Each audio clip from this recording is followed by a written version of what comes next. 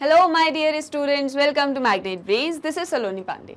आज के इस वीडियो में हम क्या पढ़ने वाले हैं? आज हम पढ़ेंगे education as a social institution. Okay, chapter 3 हमने स्टार्ट कर दिया था, अंडरस्टैंडिंग सोशल इंस्टीट्यूशंस। एंड अब हम अपना लास्ट सोशल इंस्टीट्यूशन जो है एजुकेशन, उसको आज पढ़ने वाले हैं। रिलीजन हमने पढ़ लिया है, पॉलिटिक्स पढ़ लिया है, इकोनॉमिक्स, फैमिली, मैरिज, किनशिप, ये सभी इंस्टीट्यूशंस डिस्कस कर लिए हैं। फाइनली आज education as a social institution कैसे है और क्या क्या इसके अंदर वेरियस जो है डायमेंशंस है एजुकेशन से रिलेटेड, वो अपन पढ़ने वाले हैं। ओके, सो स्टार्ट करते हैं। Education discipline that is concerned with methods of teaching and learning in schools। ठीक है, एजुकेशन क्या होता है इन जनरल? अगर आप सभी भी पढ़ाई कर ही रहे हैं, मैं आपको पढ़ा रही हूँ, तो इन जनरल एजुकेशन क्या है? अगर आपसे कोई भी ऐसा पूछे कि एजुकेशन क्या है, तो आप कहेंगे हम पढ़ते हैं, स्कूल जाते हैं, डिफरेंट बुक्स पढ़ते हैं, डिफरेंट सब्जेक्ट्स पढ़ते हैं, और यही सब है। और क्या मिल रहा है आपको इन सबको पढ़ के? नॉलेज। सो सबसे पहली चीज़ जो हम नोट कर लेते हैं एजुकेशन के बारे में, कि एजुकेशन आपको नॉलेज प्रोवाइड करती है, सबसे फर्स्ट। ठीक है, ये चीज़ अपन को एक ध्यान रखनी। तो एजुकेशन क्या है? एक ऐसा डिसिप्लिन जो कि methods of teaching and learning in school से कनेक्टेड है या उनके साथ में अटैच्ड है, जो कि टीचिंग और लर्निंग से रिलेटेड। टीचिंग यानी कि कोई आपको कोई चीज़ सिखा रहा है, कोई आपको नॉलेज प्रोवाइड कर रहा है, और लर्निंग आप उस नॉलेज को गेन कर रहे हो। ठीक है, कहाँ पे? इन स्कूल्स। तो ये क्या होता है? ये एक डायमेंशन है एजुकेशन का, या फिर ये एक मीनिंग है कि पर्टिकुलरली एजुकेशन होता क्या है।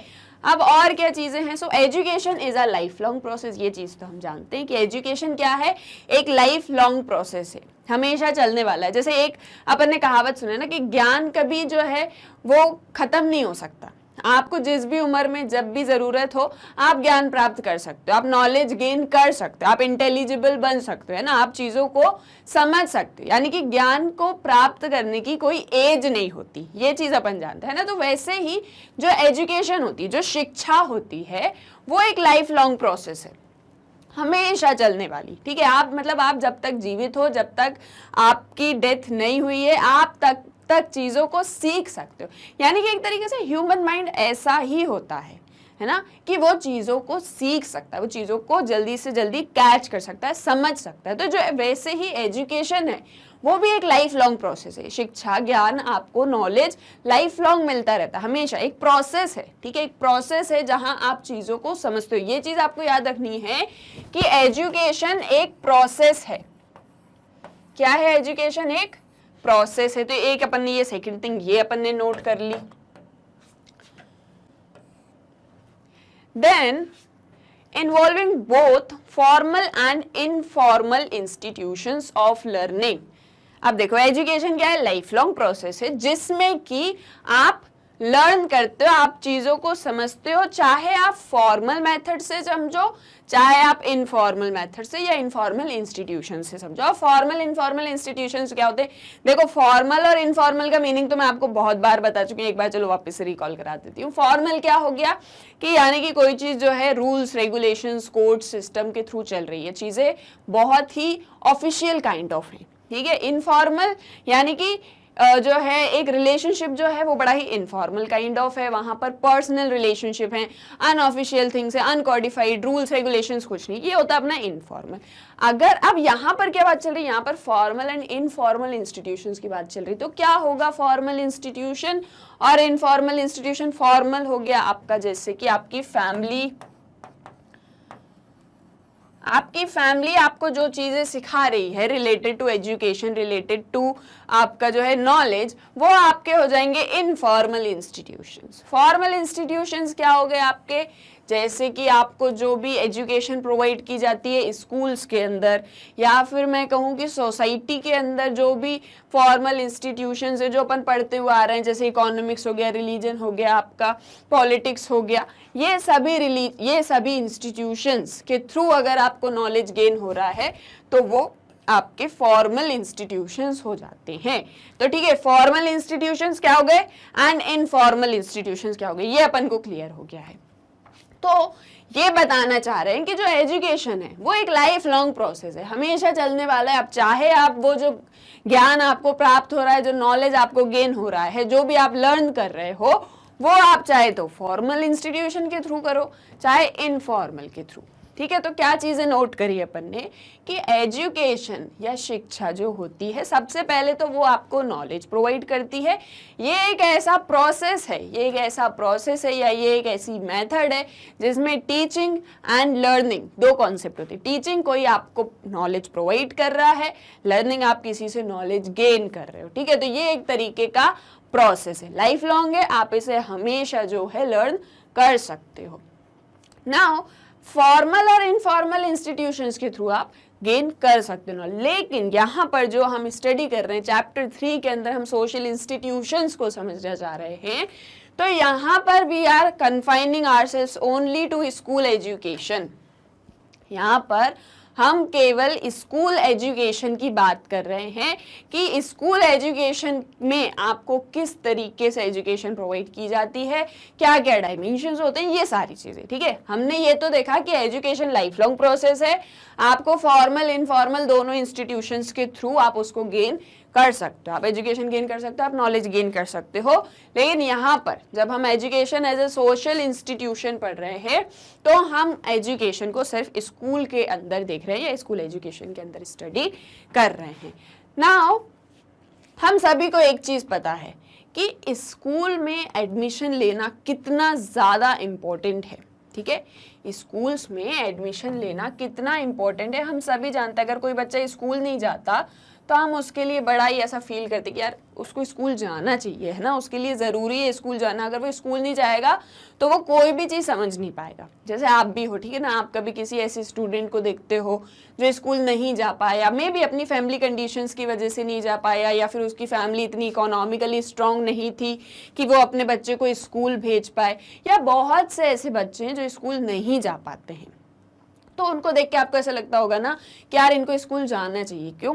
क्योंकि स्कूल बहुत इंपॉर्टेंट है, वो आपको नॉलेज प्रोवाइड करता है आपके पूरे ओवरऑल डेवलपमेंट के लिए। मतलब एक जब न्यू बेबी बॉर्न होता है तो उसके 2 और 3 इनिशियल ईयर्स जो होते हैं वो इम्पॉर्टेंट होते हैं उसकी ग्रोथ के लिए, यानी कि वो चीज़ों को समझ पाए कि चीज़ें क्या हैं, ये मेरे कौन है, वो मेरे कौन है। एटलीस्ट उसका थोड़ा सा, इतना सा भी अगर माइंड डेवलप हो जाता है तो फिर हम बोलते हैं अब जो है ये स्कूल जाने के लिए एबल है, अब हमको इसको स्कूल भेजना चाहिए, इसको सारी चीज़ें सीखनी चाहिए। यानी कि स्कूल जाना बहुत इम्पॉर्टेंट है एक इंडिविजुअल की लाइफ में। स्कूल बहुत इम्पॉर्टेंट रोल प्ले करता है। अगर कोई स्कूल नहीं जाता तो ये उसके लिए, मतलब ये पूरी सोसाइटी के लिए चिंता का विषय है। ठीक है, स्कूल जाना बहुत इंपॉर्टेंट है, ये चीज़ हम जानते हैं कि स्कूल जाना बहुत इंपॉर्टेंट है, स्कूल में एडमिशन लेना बहुत इंपॉर्टेंट है हर एक इंडिविजुअल के लिए, हर एक इंडिविजुअल स्टूडेंट के लिए। अब school is a step towards higher education and finally employment. अब एक चीज़ हम ये भी जानते हैं कि एक तो स्कूल जाना क्यों ज़रूरी है, आपके ओवरऑल डेवलपमेंट के लिए तो ज़रूरी है ही स्कूल जाना, है ना, आपकी पर्सनालिटी डेवलप होगी, आप नॉलेज को गेन करोगे, इन सारी चीज़ों के लिए स्कूल जाना इम्पोर्टेंट है। हम ये चीज़ जानते हैं, आपको अपना ओवरऑल डेवलपमेंट करना है, आपको नॉलेज गेन करना है, आपको चीज़ों को समझना है, ये ऐसा होता है तो ऐसा क्यों होता है, आपको सारी चीज़ों को अगर जानना है, सारे डायमेंशन, सारे सोसाइटी के अंदर जितने भी डायमेंशंस होते हैं, religion, politics, economics, science and each and everything, अगर आपको जानना है, आपको चीज़ों को समझना है, आपको ग्रो करना, आपको डेवलप करना, अपने आप को भी और सोसाइटी को भी, तो स्कूल जाना बहुत इंपॉर्टेंट, सबसे पहली चीज़।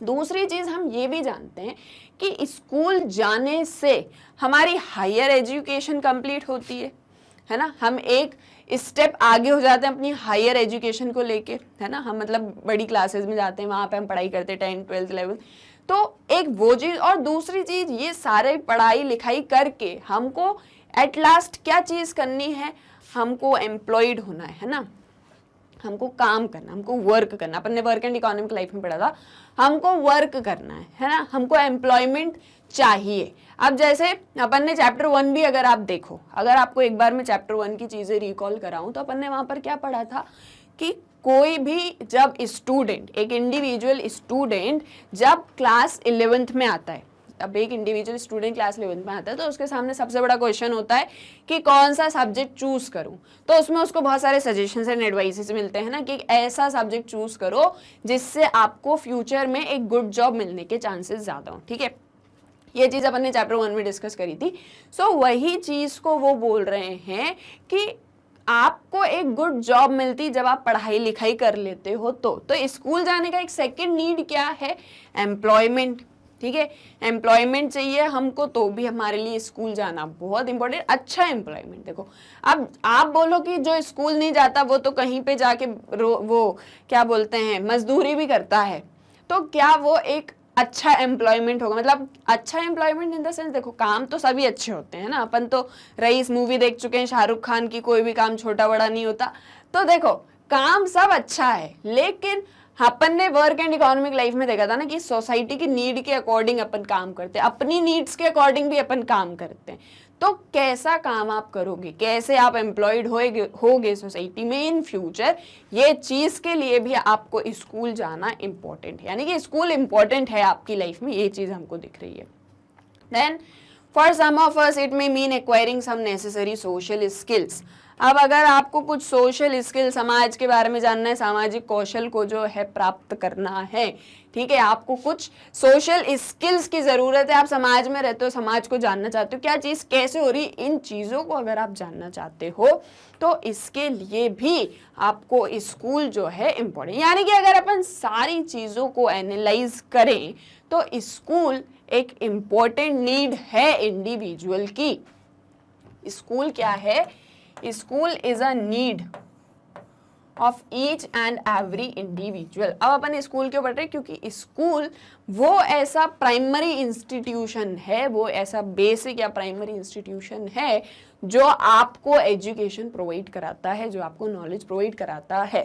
ठीक है, आप अब क्या क्या डायमेंशंस हैं, देखो सारी कहानी यही मत बना लेना कि यहीं पे सारा कुछ, अपन आगे ढेर सारे डायमेंशंस पढ़ने वाले हैं एजुकेशन के। अभी आपके लिए जो समझना जरूरी है वो ये है कि एजुकेशन क्या होता है। Teaching and learning in schools एक ऐसा मेथड या एक ऐसा प्रोसेस जहां पर आप नॉलेज को गेन करते हो।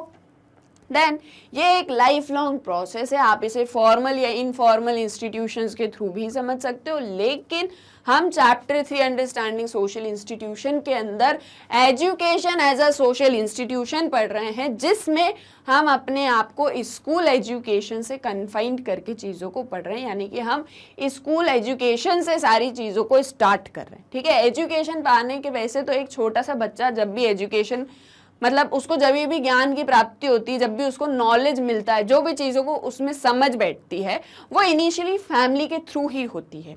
जब अपन ने family as a social institution पढ़ा था तो अपन ने देखा था कि फैमिली वो ऐसा इनिशियल इंस्टीट्यूशन है जो एक चाइल्ड को नॉलेज प्रोवाइड कराता है, एजुकेशन प्रोवाइड कराता है ना। एक छोटा बच्चा ABCD और 1 2 3 4 अपने घर में ही सीख लेता है और सारी चीज़ें, अच्छी चीज़ें, मॉरल चीज़ें घर से ही सीखता है। लेकिन अल्टीमेटली अगर आप उसको एजुकेशन प्रोवाइड कराना चाहते हो इन अ सिस्टमेटिक डिसिप्लिन, एजुकेशन क्या है? एक डिसिप्लिन है, तो आप उसको इस डिसिप्लिन को अगर प्रोवाइड कराना चाहते हो तो आपको उसको स्कूल भेजना पड़ेगा, है ना। इसीलिए अपन यहाँ पर स्कूल एजुकेशन की बात करें। और स्कूल एजुकेशन कितना इंपॉर्टेंट है ये अभी अपन ने देखा, स्कूल जाना बहुत इंपॉर्टेंट है। हायर एजुकेशन और एम्प्लॉयमेंट के लिए स्कूल बहुत इंपॉर्टेंट है। देन सोशल स्किल्स के लिए भी स्कूल बहुत इंपॉर्टेंट, यानी कि स्कूल इन ऑल इम्पोर्टेंट है। ठीक है, स्कूल जाना बहुत इंपॉर्टेंट है, स्कूल एजुकेशन बहुत इंपॉर्टेंट है। अब सारी चीज़ों में हमको ये बात तो समझ में आ चुकी है। Now, sociology understands this need as a process of transmission or communication of group heritage that is common to all societies. अब जो सोशोलॉजी है वो इस स्कूल एजुकेशन की नीड को कैसे समझती है? As a process of transmission of group heritage that is common to all societies. अब देखो, हम ये चीज़ जानते हैं कि पूरे ग्लोब में अगर आप देखो या पूरे वर्ल्ड में अगर आप देखो तो बहुत सारी सोसाइटीज़ एग्जिस्ट करती हैं। ठीक है, बहुत सारी सोसाइटीज़ एग्जिस्ट करती हैं और हर एक सोसाइटी अपने आप में यूनिक है, डिफरेंट है। हर एक सोसाइटी, जैसे सपोज ये डिफरेंट सोसाइटीज़ हैं, तो हर एक सोसाइटी अपने आप में यूनिक है, डिफरेंट है। ठीक है, लेकिन सभी सोसाइटीज में कुछ चीजें कॉमन है, सभी सोसाइटीज में कुछ चीजें कॉमन है जो इस पूरे ग्लोब के बारे में है। कुछ सोसाइटी, सभी सोसाइटीज में कुछ चीजें कॉमन है, जैसे कि इंडिविजुअल बिहेवियर मोर और लेस कॉमन होता है। आप कैसी सिचुएशन में कैसा बिहेव करोगे ये मोर और लेस हर एक इंडिविजुअल में एक जैसा होता है। 2 + 2 4 ही होता है, 5 नहीं होता। क्या ऐसा है कि 2 + 2 यहाँ पे 4 होता है और यहाँ पे 5 होता है? ऐसा तो नहीं है, 2 + 2 4 ही होता है। साइंस, जब भी आप साइंस अप्लाई करो कहीं भी किसी भी फील्ड में, अगर आप साइंस अप्लाई करो तो रिजल्ट्स जो होंगे, जैसे आप मान लीजिए यहाँ पे कोई प्रैक्टिकल कर रहे हैं साइंस से रिलेटेड, जैसे सपोज आप प्रैक्टिकल कर रहे हो ग्रेविटी के लिए, ठीक है, जैसे आपने पढ़ा होगा ना वो न्यूटन लॉ कि जो है पेड़ में से सेब गिरता है, एप्पल गिरता है, तो वो ग्रेविटी की वजह से गिरता है, ठीक है, ये चीज आपने साइंस में पढ़ी है। तो क्या यहाँ पर जो सेब जो जमीन पे गिर रहा है वो इस सोसाइटी में जमीन पे गिर रहा है और क्या इस सोसाइटी में ऊपर आसमान में चला जाएगा? ऐसा तो नहीं होगा, क्योंकि साइंस सब जगह एक जैसी होती। तो कुछ चीजें हैं जो सोसाइटी, सब सोसाइटीज में कॉमन होती हैं। साइंस हो गया, आपकी मैथमेटिक्स हो गया, आपकी कैलकुलेशंस हो गए, ह्यूमन बिहेवियर हो गया, सोसाइटीज में बहुत सी चीजें कॉमन होती। तो ये सारा कुछ, ये सारा ग्रुप हेरिटेज, ये सारी विरासत, परंपरा, जो चीजें कॉमन है हर एक सोसाइटी में, उसको, उस कॉमनैलिटी को sociology as a process of transmission या कम्युनिकेशन के थ्रू समझती है। यानी कि इन शॉर्ट अगर मैं आपको बोलूं तो पूरे वर्ल्ड में क्या चीजें कॉमन है, क्या चीजें हर एक सोसाइटी में होती हैं, उसको जानना, उन चीजों को समझना, साथ में उनको मतलब कंपैरेटिवली स्टडी करना, ये सारी चीजें हम सोशियोलॉजी में पढ़ते हैं विद रेफरेंस टू एजुकेशन। यानी कि अगर आप सोशियोलॉजी के अंदर एजुकेशन को पढ़ रहे हो या आप सोसाइटी में एजुकेशन को देख रहे हो, तो सोसाइटी के लिए एजुकेशन या नॉलेज क्या है? जो हर एक सोसाइटी के अंदर सेम चीजें हैं, कॉमन चीजें हैं, उनको स्टडी करना और नॉलेज को गेन करना, ठीक है। ये सारी चीजें हम सोशियोलॉजी के अंदर पढ़ते हैं in reference to, with reference to education. यानी कि जब आप एजुकेशन को पढ़ रहे हो, एजुकेशन को समझ रहे हो सोसाइटी के अंदर या सोशियोलॉजी में, तो आप उसको एज अ ग्रुप हेरिटेज की तरह समझोगे, ठीक है। ये चीज क्लियर है। अब अगर आपको कोई भी चीज में डाउट है तो आप पहली चीज तो मुझे कमेंट सेक्शन में बता सकते हो, और दूसरी चीज, अभी आप सारी चीजों में बस इतनी चीज जो मैंने अभी आपको इतना समझाया इसको समझो, ज्यादा चीजों को मत सोचो, क्योंकि अपन आगे ढेर सारे डायमेंशंस इसके देखने वाले। तो एजुकेशन क्या होता है ये आपको क्लियर होगा, आई होप। देन एजुकेशन कैसे आप कितने इनफॉर्मल और फॉर्मल इंस्टीट्यूशंस के थ्रू गेन कर सकते हो, आप नॉलेज को गेन कर सकते हो। हम यहाँ पर स्कूल एजुकेशन की बात करें जो कि एक इम्पॉर्टेंट नीड है इंडिविजुअल की, और सोशियोलॉजी इस नीड को एक प्रोसेस की तरह समझता है, जहाँ पर हम ग्रुप हेरिटेज को, जो कि हर एक सोसाइटी में कॉमन है, या जो चीज़ें हर एक सोसाइटी में कॉमन है, उनको स्टडी करते हैं, हम नॉलेज को गेन करते हैं इन वेरी शॉर्ट। क्योंकि सोशियोलॉजी के अंदर पढ़ रहे हैं तो सोसाइटीज़ को रेफरेंस लेके पढ़ेंगे, ठीक है। आई होप यहाँ तक आपको एक इंट्रोडक्शन तो क्लियर होगा एजुकेशन के बारे में, कि एजुकेशन क्या चीजें होती है। अब और क्या चीज एजुकेशन के अंदर होती है ये अपन समझते हैं what are the functions of education. Okay, क्या क्या फंक्शंस एजुकेशन परफॉर्म करता है। So number 1, education gives us knowledge. सबसे पहली चीज जो मैंने आपको बताई कि एजुकेशन से हमको नॉलेज प्रोवाइड किया जाता है, हमको नॉलेज गेन होता है, हम चीज़ों को लर्न करते हैं, चीज़ों को समझते हैं, कोई भी चीज़ हो, कोई चाहे फैक्ट हो चाहे फैक्ट नहीं भी हो, कॉमन सेंस पर बेस्ड हो, बट आप नॉलेज गेन करते हो, आपको चीज़ों के बारे में पता होता है। देन कम्युनिकेशन ऑफ इंफॉर्मेशन, कोई भी इंफॉर्मेशन है, कोई भी चीज़ है, उसके बारे में आप जानते हो, समझते हो डिबेट एंड डिस्कशन के थ्रू। देखो एक चीज़ मैं आज आपको सिखाती हूँ, जब भी आपको किसी चीज़ के बारे में अच्छे से पता होगा, है ना, जब आप किसी फैक्ट को, किसी भी चीज़ को, कोई भी टॉपिक हो, जब आप उस टॉपिक के बारे में जानते हो, ठीक है, जब आपको उस टॉपिक से रिलेटेड सारी चीजें पता हो तो आप उस चीज को, आपके पास में जो इंफॉर्मेशन है, आप उस इंफॉर्मेशन को दूसरे के साथ में कम्युनिकेट कर सकते हो। ठीक है, उस इंफॉर्मेशन को आप दूसरे को बता सकते हो, आप उसको समझा सकते हो। जब जस्ट सपोज आपके पास में कोई नॉलेज ही नहीं है, आप जस्ट चीजों को जानते ही नहीं हो, आपको फैक्ट्स फिगर्स कुछ भी नहीं पता, बस जो चीजें आप सुन रहे हो आप उसके ऊपर ही बिलीव कर रहे हो, तो आपके पास में प्रॉपर नॉलेज नहीं है, आपके पास में एजुकेशन नहीं है, आप एजुकेटेड नहीं हो। ठीक है, आप एजुकेटेड कब होगे? जब आप चीज़ों को समझोगे, इंफॉर्मेशन को कलेक्ट करोगे और फिर उस इंफॉर्मेशन को देखोगे ये सही है या गलत है, और फिर उसको कम्युनिकेट करोगे। तो एजुकेशन एक प्रोसेस है जिसमें इंफॉर्मेशन को कम्युनिकेट किया जाता है। तो ये मेरा आपको सजेशन है कि जब भी आप किसी टॉपिक के ऊपर बात करो, जब भी आप किसी टॉपिक के बारे में बोलो, उस पर अपने विचार दो, तो हमेशा उसके बारे में सारी चीज़ों को पहले जानो। चाहे आप किसी भी टॉपिक पर बात कर रहे हो, ठीक है, पहले इंफॉर्मेशन कलेक्ट करो, फिर देखो कि आपको क्या लगता है, क्या चीज़ सही है, क्या चीज़ गलत है, फिर आप अपनी बात को रखो, तो आपकी बात को सामने वाला ध्यान से सुनेगा। जब आप फैक्ट्स एंड फिगर्स पे बात करते हो तभी आपकी बात कोई भी सुनता है, नहीं तो कोई नहीं सुनता। ठीक है, तो एजुकेशन का सेकंड फंक्शन क्या है? Communication of information. Then third, moulds personality and builds character. आपकी पर्सनालिटी को जो है शेप प्रोवाइड करती है एजुकेशन। आप कैसे रहोगे, कैसे बात करोगे, कैसे बोलोगे, कैसे बैठोगे, कैसे उठोगे, सारी चीज़ें आपकी पर्सनालिटी की एक एक चीज़ को शेप प्रोवाइड करती है एजुकेशन। एंड बिल्ड्स कैरेक्टर, और आपके कैरेक्टर को बिल्डअप करती है। ठीक है, then integrates the individual with the society. Society के साथ में, समाज के साथ में, हम सभी जानते हैं इंडिविजुअल्स जो हैं सोसाइटी में रहते हैं, उन्हीं से मिलके सोसाइटी क्रिएट होती है। जब इंडिविजुअल्स के पास में नॉलेज होगा, जब इंडिविजुअल्स के पास में इंफॉर्मेशन होगी, जब उनकी पर्सनालिटी और कैरेक्टर एक एजुकेटेड पर्सन की तरह माउल्ड होगा या बिल्डअप होगा, तो फिर आपको सोसाइटी के साथ में आप इंटीग्रेट होगे, आप हर एक इंडिविजुअल के साथ में कम्युनिकेट करोगे। और एक तरीके से एजुकेशन आपको सिखाती है कि आपको समाज के अंदर कैसे बिहेव करना है, कैसे सारी चीज़ों को अपने साथ में जो है कोप अप करते हुए चलना है। यानी कि एक इंडिविजुअल के सोशलाइजेशन का काम एजुकेशन करती है, आपको सामाजिक व्यक्ति बनाती है। कौन? एजुकेशन। ठीक है, वो आपको बताती है कि आप जिस समाज में रह रहे हो वो समाज कैसा है। सबसे पहले आपको समाज के बारे में नॉलेज प्रोवाइड करेगी। आप जब उस समाज को जान जाओगे तो आपको बताएगी कि आपको इसके साथ में कैसे रहना है। ये सारी चीजें होती कैसे हैं, अपन आगे पढ़ने वाले हैं। Makes us aware of our environment and surrounding. वही चीज़ जो मैंने अभी आपको बोली, आप जिस समाज में रहते हो, जिस इन्वायरमेंट में हो, जिस भी नेचर के अंदर हो, आपका जो भी सराउंडिंग्स है, आपके आसपास में जो भी चीज़ें हो रही हैं, उन सारी चीज़ों से रिलेटेड आपको नॉलेज प्रोवाइड कराती है।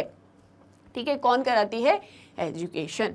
Helps individuals to realise their potential and contribute to society in a meaningful way. आपको आपके पोटेंशियल को रियलाइज कराती है, आपके अंदर कितना पोटेंशियल है, आप क्या चीज़ कर सकते हो, क्या चीज़ नहीं कर सकते हो, यानी कि आपके पोटेंशियल को, आपकी ताकत को आपको बताती है कि आपके अंदर कितना पोटेंशियल है। ठीक है, and contribute to society in a meaningful way. और जैसे जब आपको आपका पोटेंशियल पता चल गया, आपको आपका समाज पता चल गया, तो आप उसके अकॉर्डिंग समाज में अपना कॉन्ट्रीब्यूशन देते हो।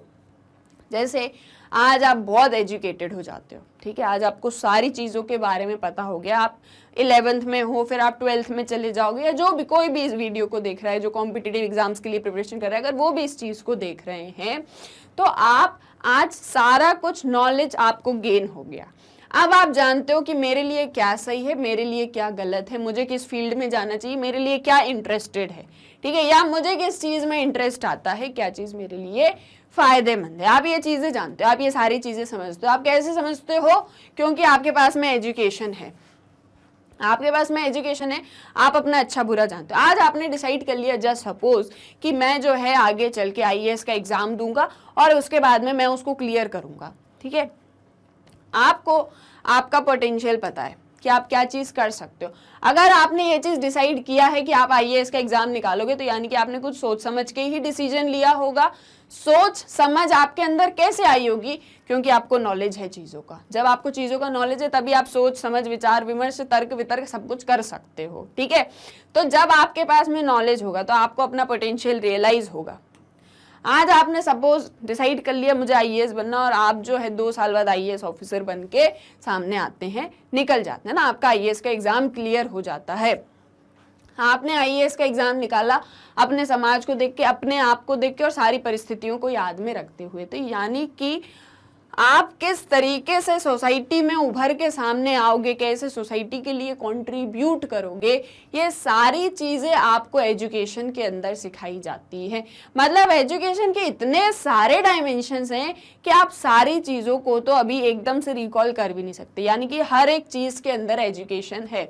आप समाज में कोई भी समस्या देख लो, कोई भी समस्या, आपको कोई भी समस्या लगती है कि ये चीज ऐसी है या फिर ये काम नहीं होता है, ये चीज अच्छे से नहीं हो रही, आपको हर एक चीज के अंदर एजुकेशन दिखेगा।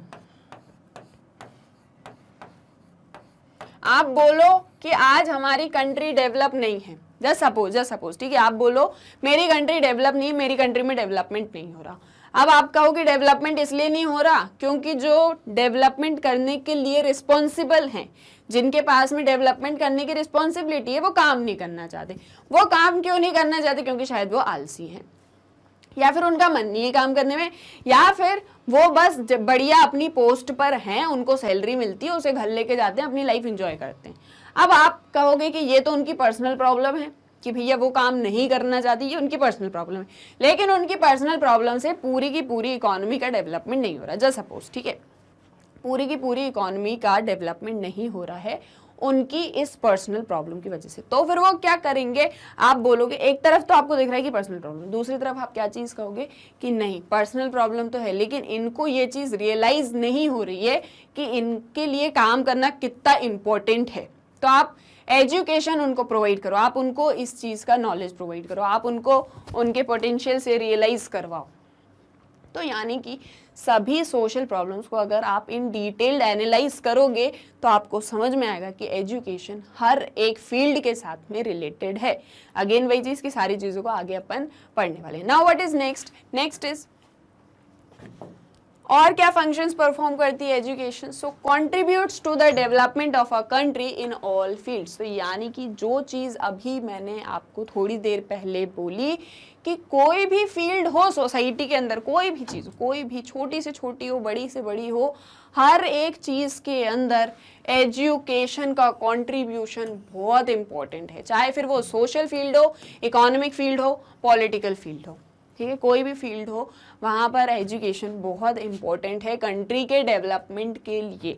देखो मैंने आपको अभी क्या चीज़ें बताई, मैंने आपको कहा कि एजुकेशन आपको नॉलेज प्रोवाइड करती है, आपके पास इंफॉर्मेशन होती है, आप उस इंफॉर्मेशन को कम्युनिकेट करते हो, आपकी पर्सनालिटी और कैरेक्टर को बिल्डअप करती है, आपको सामाजिक व्यक्ति बनाती है। जब आप समाज के व्यक्ति हो जाते हो ना तो आप समाज के ही लिए हो जाते हो, और आपकी रिस्पॉन्सिबिलिटी है कि समाज का डेवलपमेंट हो। तो यानी कि आपके पोटेंशियल को रियलाइज करती है, आपको समाज के साथ में जोड़ती है, आपको आपके इन्वायरमेंट और सोसाइटी के बारे में, सराउंडिंग्स के बारे में बताती है। जब आप इन सारी चीज़ों का नॉलेज गेन कर लेते हो तो आपकी ये जो एजुकेशन है, जो आपके पास में एजुकेशन है, जो नॉलेज है, वो आप कंट्री के डेवलपमेंट में यूज़ करते हो। यानी कि एजुकेशन कंट्री के डेवलपमेंट में भी काम करती है। यानी कि एक बहुत ब्रॉड टॉपिक है एजुकेशन को अगर आप सोसाइटी के अंदर स्टडी कर रहे हो तो सारे डायमेंशन हम डिस्कस कर रहे हैं। Then develops a national thinking and reasoning of people due to exposure, it helps take better decisions. आप जिस नेशन में रहते हो, जैसे अपन ने जब नेशनलिज्म पढ़ा था ना, अपन ने modern state, concept of state के अंदर नेशनलिज्म पढ़ा था, वहाँ पर अपन ने देखा था कि मॉडर्न स्टेट्स में नेशनलिज्म की फीलिंग बहुत इवॉल्व अप हो रही है ना। लोग अपने नेशन को लेके बहुत ज़्यादा सोचते हैं, रिस्पेक्ट की तरह देखते हैं। तो जब आप एजुकेटेड होगी, या एजुकेशन जो है वो आपकी नेशनल थिंकिंग और रीजनिंग ऑफ पीपल को डेवलप करती है। यानी कि चीज़ों को समझने की शक्ति, सोच विचार करके, तर्क करके, वितर्क करके, डिबेट्स करके, डिस्कशन करके, फैक्ट्स को कलेक्ट करके आप रीजनिंग अपने रीजन को यूज करके चीजों को समझ सकते हो। ये इसमें हेल्प आपकी कौन करती है या कौन इस आपकी इस एबिलिटी को डेवलप करती है? एजुकेशन। आपके नेशन की थिंकिंग है ना, आप अपने देश के बारे में सोचो, आप अपनी कंट्री के बारे में सोचो, इस थिंकिंग को डेवलप करती है एजुकेशन। कैसे डेवलप करती है? कि आपको ये चीजें सिखाती है कि आपको ये करना है वो करना, और क्या किसी के सिखाने केवल से आप मान जाओगे? आप कैसे मानोगे? जब आप खुद इन चीजों को देखोगे, जब आप सोसाइटी में एक्सपोजर आपको मिलेगा ना कि क्या चीजें कैसे होती, क्यों होती, कब होती, जब आप इस स्कूल से बाहर निकल के आओगे और जब आप सारी चीजों को नोटिस करोगे तो आपको समझ में आएगा कि कैसे एक्सपोजर होता है चीज़ों से और कैसे सोसाइटी में चीज़ें इंपॉर्टेंट होती हैं। It helps take better decisions. Society में आपको एज एन इंडिविजुअल क्या डिसीजन आपको लेना है, क्या डिसीजन नहीं लेना है, ये सारी चीज़ें आपको एजुकेशन हेल्प करती है इन सारी चीज़ों में। Prepares an individual to have a strong footing for better life. एक अच्छी लाइफ जीना चाहते हैं तो उस अच्छी लाइफ को जीने के लिए एक बेस भी तो होना चाहिए। हर एक चीज़ का एक बेस होता है जहाँ से आप शुरुआत करते हो। तो एक अच्छी लाइफ अगर आप जीना चाहते हो तो उसके लिए एक बेस होना ज़रूरी है, कि स्ट्रॉन्ग बेस होना ज़रूरी है। बेस कैसे होगा? अब जैसे आप एक अच्छी लाइफ जीना चाहते हो तो अच्छी लाइफ के जीने का, गुड लाइफ के जो पर्सपेक्टिव है वो हर इंसान के लिए अलग अलग होता है। कोई सोचता है कि मैं बिल्कुल जंगल में जाके रहूं तो शायद वो मेरे लिए गुड लाइफ होगी। कोई सोचता है मैं ज़्यादा पैसा कमाऊं तो शायद मेरी गुड लाइफ होगी। कोई सोचता है मैं बस अपने घर वालों के साथ टाइम स्पेंड कर लूं तो मेरी गुड लाइफ होगी। तो ये सारी चीज़ों के लिए कि आपके लिए गुड लाइफ के क्या पर्सपेक्टिव्स हैं और आप एक अच्छी लाइफ कैसे जी सकते हो, उसके लिए आपके पास में क्या साधन होने चाहिए, क्या मीन्स होने चाहिए, इन सारी चीज़ों से रिलेटेड एक नॉलेज जो है, जो एक ज्ञान है, वो आपको एजुकेशन प्रोवाइड करती है और आपको इस काबिल बनाती है कि आप एक बेटर लाइफ जी सको। एजुकेशन ही आपको इस काबिल बनाती है। Preservation and transmission of culture from generation to generation. जब आप एजुकेटेड हो जाते हो, जैसे कहा जाता है ना कि जब एक पर्सन एजुकेट होता है तो उसकी पूरी जनरेशन एजुकेट हो जाती है। कैसे? आज आप एजुकेटेड हो, कल को अब जब आज आप एजुकेटेड हो तो आपको नीड समझ में आती कि एजुकेशन क्यों ज़रूरी है। फिर आप कल को अपनी नेक्स्ट जनरेशन को भी एजुकेटेड कराओगे। जब वो एजुकेटेड होंगे तो उन्हें समझ में आएगा कि एजुकेशन क्यों ज़रूरी है, फिर वो आपकी नेक्स्ट जनरेशन को। तो यानी कि education generation to generation work करती है। जैसे आज जस्ट सपोज जो आपके पेरेंट्स, जस्ट सपोज आपके पेरेंट्स के पेरेंट्स यानी कि आपके ग्रैंड पेरेंट्स पढ़े लिखे नहीं थे ज़्यादा, जस्ट सपोज, ठीक है, तो उनके पास में ज़्यादा नॉलेज नहीं था। पर जब उन्होंने सोसाइटी की चीज़ों को देखा, समाज को देखा, तो उन्हें लगा कि नहीं यार, ये सोसाइटी की नीड्स को कोप अप करने के लिए एजुकेशन ज़रूरी है, तो मैं अपने बच्चों को पढ़ाऊंगा। लेकिन उनके पास में उस टाइम पे इतने ज़्यादा मीन्स नहीं थे, तो उन्होंने जो है अपने बच्चों को थोड़ा बहुत ही पढ़ाया, मे बी 8th क्लास तक, 9th क्लास तक या 10th क्लास तक पढ़ाया या 12th क्लास तक पढ़ाया। अब जब आपके जो पेरेंट्स हैं उन्हें समझ में आया कि यार हम कम पढ़े हैं या हम थोड़े से कम पढ़े लिखे हैं, तो उस वजह से हमारे जो है हमको आज कुछ प्रॉब्लम्स फेस कर रहे हैं, तो वो प्रॉब्लम्स हमारी नेक्स्ट जनरेशन फेस ना करे, आप लोग फेस ना करें, तो वो आपको बहुत ज़्यादा और पढ़ाते लिखाते हैं, है ना। ये मैंने आपको एक एग्जांपल दिया है, ज़रूरी नहीं ये सब घरों में होता, किसी घरों में ऐसी चीज़ें होती होंगी। तो एक जनरेशन टू जनरेशन एजुकेशन चलती है, प्रिजर्व होती है, ट्रांसमिट होती है, कल्चर को प्रिजर्व करती है। कल्चर को कैसे प्रिजर्व करती है ये अपन आगे अपने वीडियोस में देखेंगे। Education helps in occupational and special mobilities.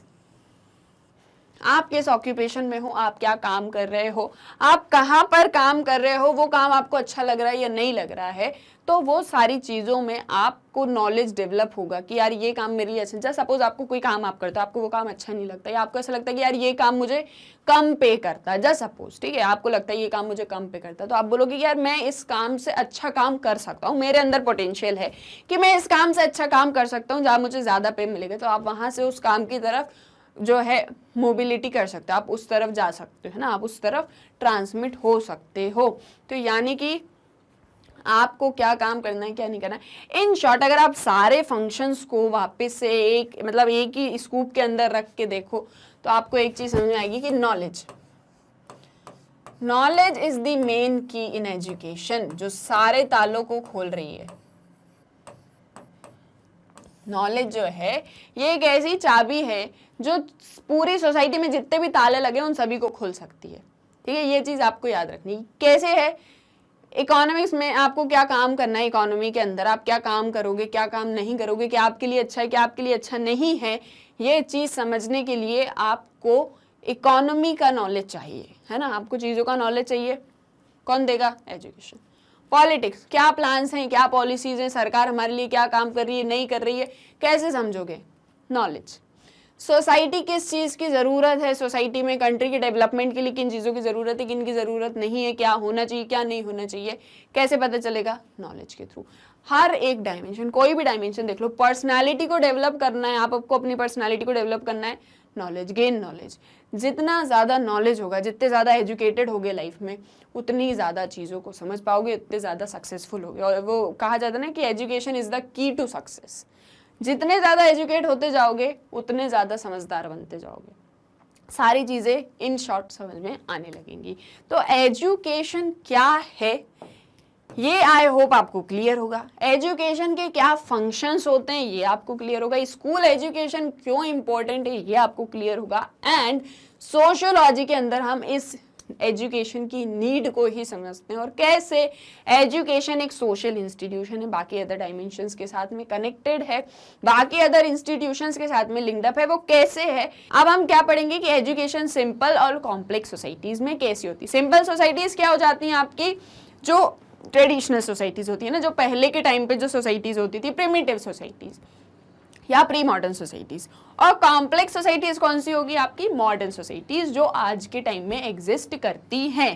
ठीक है, अपन ये प्री मॉडर्न और मॉडर्न सोसाइटीज चैप्टर 1 से पढ़ते हुए आ रहे हैं, तो ये तो मुझे आई होप आपको समझाने की जरूरत नहीं है। बट हाँ, अपन अभी इसके अंदर एजुकेशन पढ़ेंगे तो वापस से सारी चीजें अपन को रिकॉल हो जाएंगी। ठीक है, now there are two types of societies which provided education in formal and informal basis। ठीक है, अपन ने अभी प्रीवियस वीडियो में भी पढ़ा कि फॉर्मल एंड इनफॉर्मल बेसिस क्या होता है या फॉर्मल एंड इनफॉर्मल इंस्टीट्यूशंस क्या होते हैं।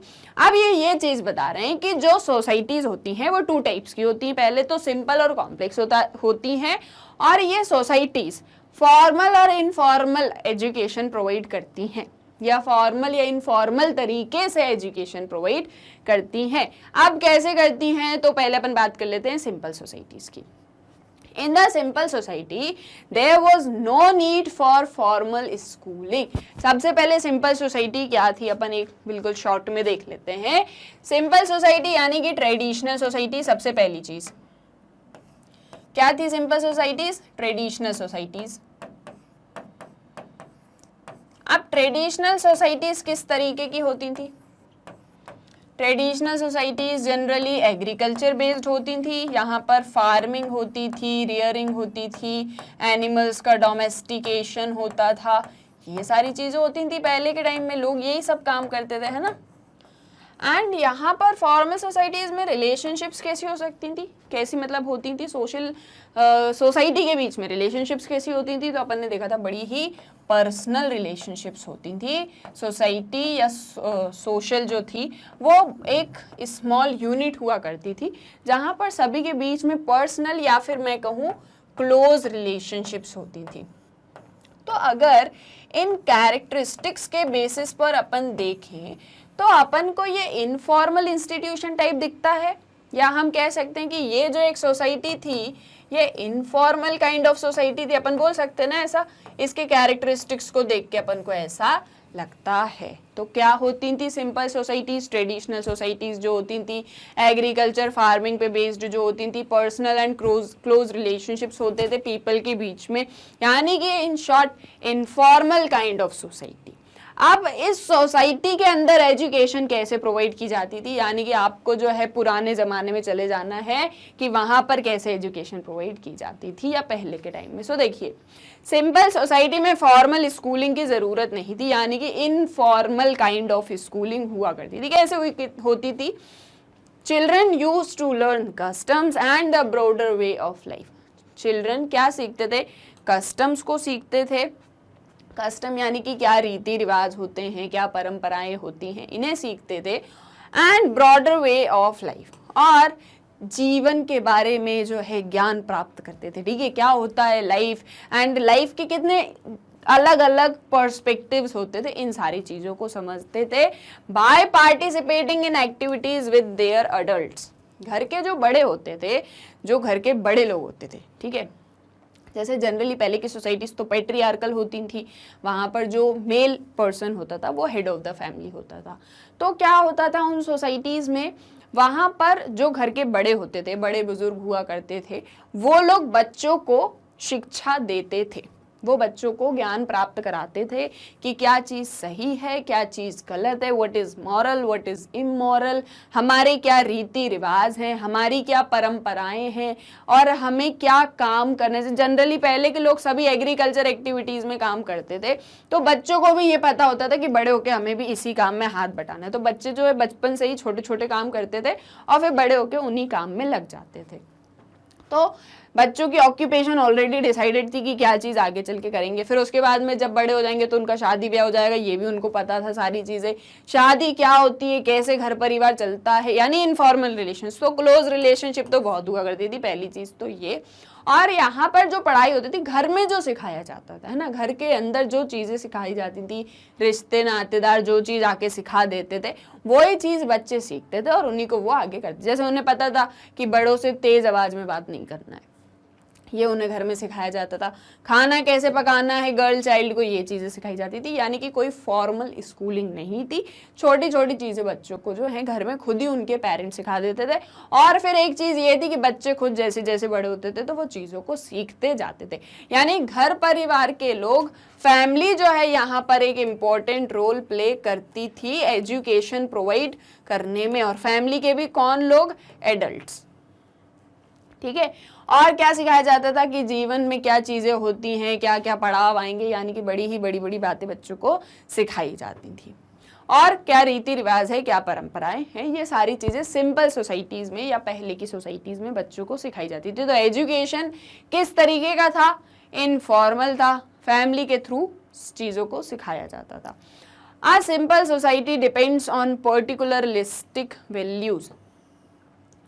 एक सिंपल सोसाइटी पर्टिकुलरिस्टिक वैल्यूज पर डिपेंड होती है, यानी कि कुछ पर्टिकुलर मूल्यवाद होते हैं, वैल्यूज होती हैं उन पर, जनरलाइज्ड नहीं, पर्टिकुलर। पर्टिकुलर कैसे, बेस्ड ऑन फैमिली, किन, ट्राइब, कास्ट, रिलीजन। जैसे कि बच्चों को सिखाया जाता था कास्ट के बारे में कि बेटा अपना समाज ये है, अपन इस जाति से बिलोंग करते हैं, अपन को इस चीज़ को करना चाहिए, इस काम को नहीं करना चाहिए, अपनी जाति को ध्यान में रख के, या फिर हम इस रिलीजन के हैं, हम इस धर्म से बिलोंग करते हैं तो हमारा ये धर्म है, हमारा धर्म ऐसा कहता है तो हमें ये काम करना चाहिए।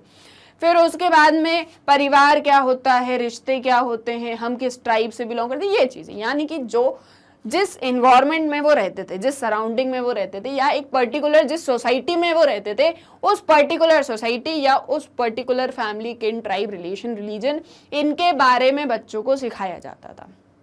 ठीक है, क्या सी चीज़ें सिखाई जाती थी, पर्टिकुलरिस्टिक वैल्यूज बच्चों को सिंपल सोसाइटी में सिखाई जाती थी फैमिली द्वारा या बाकी अदर जो भी इनफॉर्मल इंस्टीट्यूशंस थे उनके थ्रू। तो सिंपल सोसाइटी में एजुकेशन कैसी होती थी, ये आपको आई होप क्लियर हो गया होगा। सिंपल सोसाइटीज क्या होती थी और कैसा एजुकेशन सिस्टम था पहले की सोसाइटीज में, घर पे ही सिखाया जाता था और जनरली ओरल एजुकेशन होती थी। ये एक चीज़ आप ये भी याद रखो कि सिंपल सोसाइटीज में जो एजुकेशन थी वो ओरली होती थी, है ना, मौखिक रूप से जो चीज़ सिखा दी गई। बच्चों को लिखना पढ़ना बहुत कम आता था और लिखना पढ़ना भी वो बहुत टाइम में हुआ जब वो, जैसे आपको पता होगा ना, पहले के टाइम में स्लेट वगैरह पे जो है बच्चे लिखते थे चौक से, तो जब वो चीज़ इवॉल्व हुई तब उन्हें थोड़ा बहुत लिखना विखना सीखा, वरना उन्हें लिखना नहीं आता था।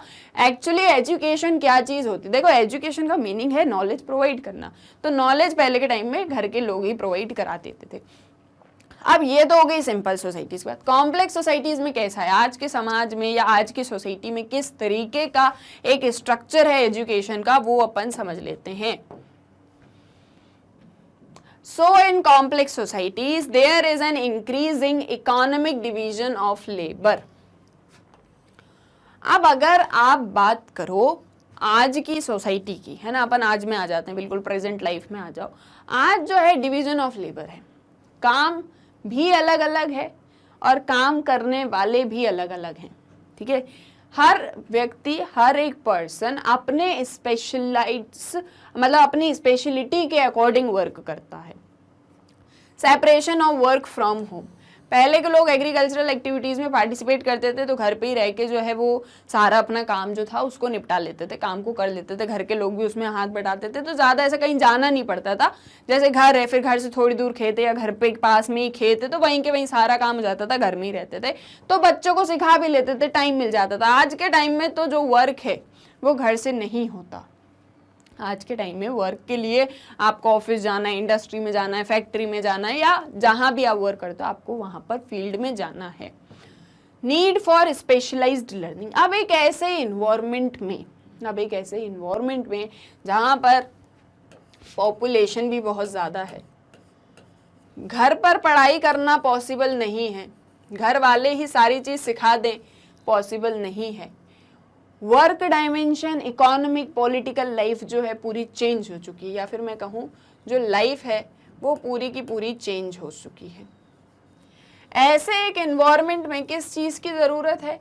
Specialised learning and skill attainment. आप जो भी चीज़ सीख रहे हो उसमें आप स्पेशलाइज्ड हो, सारी चीज़ें आपको पता हो, सारे डायमेंशंस आपको पता हो, सिर्फ ऐसा नहीं जो घर वालों ने सिखा दिया वही हमको पता है। आप स्पेशलाइज्ड लर्निंग करो, चीज़ों को फैक्ट्स फिगर्स के बेसिस पे समझो, स्किल अटेन करो, है ना। आप अपने कौशल का विकास करो, जो आपके अंदर पोटेंशियल है उसको डेवलप करो।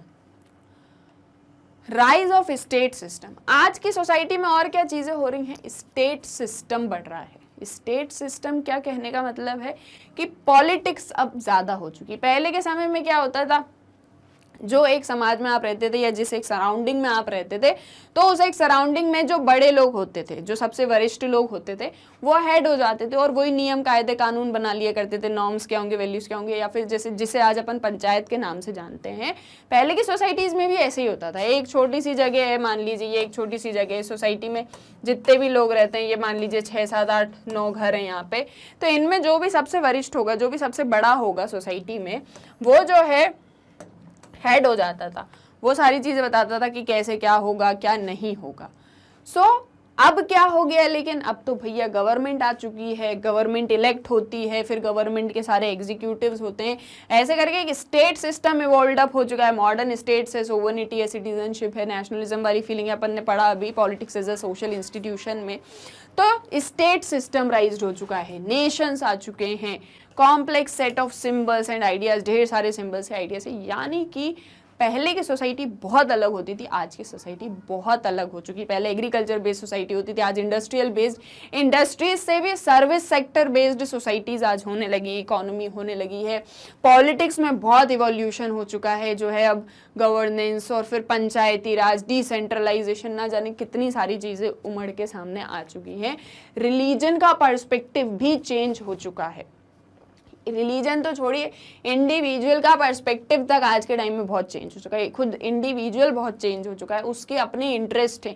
इन सारे इन्वायरमेंट में, एक ऐसे पूरे स्ट्रक्चर में सोसाइटी के, क्या इनफॉर्मल एजुकेशन सिस्टम वर्क करता, जहां पर बच्चों को केवल घर के अंदर ही एजुकेशन प्रोवाइड करा दी जाती कि बेटा ये चीज़ सही है और ये हमारा धर्म है, ये हमारा कर्म है, ये चीज़ सिखा दी जाती, तो क्या आप ग्रो अप कर पाते? क्या आपकी सोसाइटी ग्रो अप कर पाती?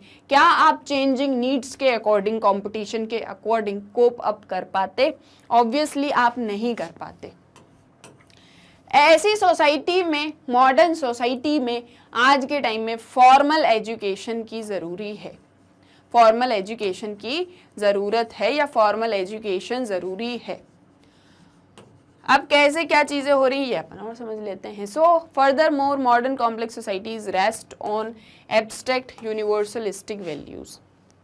ठीक है, अब आज के टाइम में सोसाइटीज़ किस चीज़ पर बेस्ड हैं? Abstract universalistic values. क्या है एब्स्ट्रैक्ट यूनिवर्सलिस्टिक वैल्यूज़? देखो, सबसे पहले तो यूनिवर्सलिस्टिक मतलब सार्वभौमिक, जो पूरे संसार में चीज़ें एक जैसी होती हों। ठीक है, सब जगह, मतलब पूरे यूनिवर्स में चीज़ें हैं, और वो सारी चीज़ों के पीछे कुछ तर्क है, कुछ वितर्क है, कुछ सार है, उन चीज़ों के होने के पीछे कोई रीज़न है। ऐसी चीज़ों को, ऐसी वैल्यूज़ को, ऐसे मूल्यों को, ऐसी धारणाओं को हम स्टडी करते हैं कॉम्प्लेक्स सोसाइटीज़ के अंदर। यानी कॉम्प्लेक्स सोसाइटीज़ में हम सारे डायमेंशंस को स्टडी करते हैं। ठीक है। यूनिवर्सलिस्टिक, एब्स्ट्रैक्ट यूनिवर्सलिस्टिक वैल्यूज होती हैं। सिंपल सोसाइटीज में क्या था, पर्टिकुलरिस्टिक वैल्यूज, यानी कि पर्टिकुलर चीज़ों के बारे में सिखाया जाता था, फैमिली, ट्राइब, रिलीजन। यहाँ पर जितनी भी चीज़ें पूरे वर्ल्ड में सारी चीज़ों को सिखाया जाता है जो भी सीखने योग्य हैं। Schools are then designed to promote uniformity, standardized aspirations and universalistic values. तो फिर मॉडर्न सोसाइटी में जब अपन आ गए, अपन को समझ में आया कि फॉर्मल एजुकेशन की ज़रूरत है, तो अपन ने क्या किया, अपन ने स्कूल्स को सेटअप करा, हमने स्कूल्स बनाए। देखो कैसे धीरे धीरे इवोल्यूशन हुआ। पहले के टाइम में क्या था, फैमिली थी, ये फैमिली सारी चीज़ों को आपको सिखा दिया करती थी। धीरे धीरे नीड समझ में आई कि देखो भैया बच्चा घर पे रह के सारी पढ़ाई नहीं कर सकता, तो अब फिर क्या हुआ, गुरुकुल का कॉन्सेप्ट इवॉल्व हुआ, है ना। गुरुकुल या गुरु टीचर्स हुआ करते थे, वो अपने घर में या एक गार्डन में या पेड़ के नीचे बगीचे में जो है बच्चों को बिठा के फिर शिक्षा जो है देते थे। तो फिर गुरुकुल का सिस्टम इवॉल्व हुआ। धीरे धीरे मॉडर्न सोसाइटी में आए तो फिर स्कूल्स का सिस्टम इवॉल्व हुआ। अब स्कूल के सिस्टम से, गुरुकुल के सिस्टम से कैसे दोनों चीज़ें अलग है। तो देखो स्कूल में क्या होता है, यूनिफॉर्मिटी, सारी चीज़ें हर एक स्कूल में एक जैसी होती हैं। स्कूल में सारी चीज़ें एक जैसी होती है, यूनिफॉर्म एक स्ट्रक्चर होता है। ऐसा नहीं है कि आप किसी स्कूल में जाओगे तो कोई और चीज़ पढ़ोगे, किसी और स्कूल में जाओगे तो कोई और चीज़ पढ़ोगे। एक स्कूल में जो साइंस आप पढ़ रहे हो वही साइंस दूसरे स्कूल में भी पढ़ाई जा रही, एक यूनिफॉर्म स्ट्रक्चर है। स्टैंडर्डाइज एस्पिरेशंस, सारे आपकी जो भी चीज़ें आपको एस्पिरेशंस हैं, आपकी जो भी आकांक्षाएं हैं, जो भी चीज़ों को आप प्राप्त करना चाहते हैं, जो भी आपकी तमन्नाएं, जो भी आप बनना चाहते हो, सारी चीज़ें स्टैंडर्डाइज्ड होंगी, है ना। जनरलाइज नहीं कि हाँ ठीक है हो गया ये चल रहा है, ऐसा ऐसा नहीं, सारी चीज़ें स्टैंडर्डाइज, यानी कि एक पूरा स्ट्रक्चर और एक ऐसा स्ट्रक्चर जो स्टैंडर्डाइज हो, आज की नीड्स के अकॉर्डिंग ऐसा स्ट्रक्चर हो, यूनिवर्सलिस्टिक वैल्यू, सारी चीज़ें एक जैसी हो। कैसे, क्या एक एग्जाम्पल के थ्रू आप इसको समझ सकते हो। Just for example, uniform dress for school children, ठीक है। स्कूल क्या है, एक पूरा स्ट्रक्चर होता है स्कूल का, है ना। स्कूल के अंदर आप जो है पढ़ने के लिए जाते हो, जितने भी बच्चे स्कूल में जाते हैं जनरली सभी स्कूल्स में यूनिफॉर्म होती है और एक जैसी यूनिफॉर्म पहन के हर एक बच्चा स्कूल में जाता है। ऐसा तो नहीं है कि आप अपने मन की ड्रेस पहन के जाते हो और दूसरा कोई और अपने मन की ड्रेस, एक ही यूनिफॉर्म है और उस स्कूल में आप सभी एक ही जैसी यूनिफॉर्म पहन के जाओगे। और भी ऐसे ढेर सारे एग्जाम्पल्स हैं, जैसे कि आज के टाइम बिल्कुल प्रेजेंट डे में आप आ जाओ तो स्कूल बैग, आपका स्कूल बैग का वेट कितना होगा ये चीज़ तक डिटरमाइन की जाती है। आपके स्कूल बैग का वेट कितना होगा, कितना वजन होगा, ये चीज़ तक डिटरमाइन की जाती है। इसके लिए भी पॉलिसी है।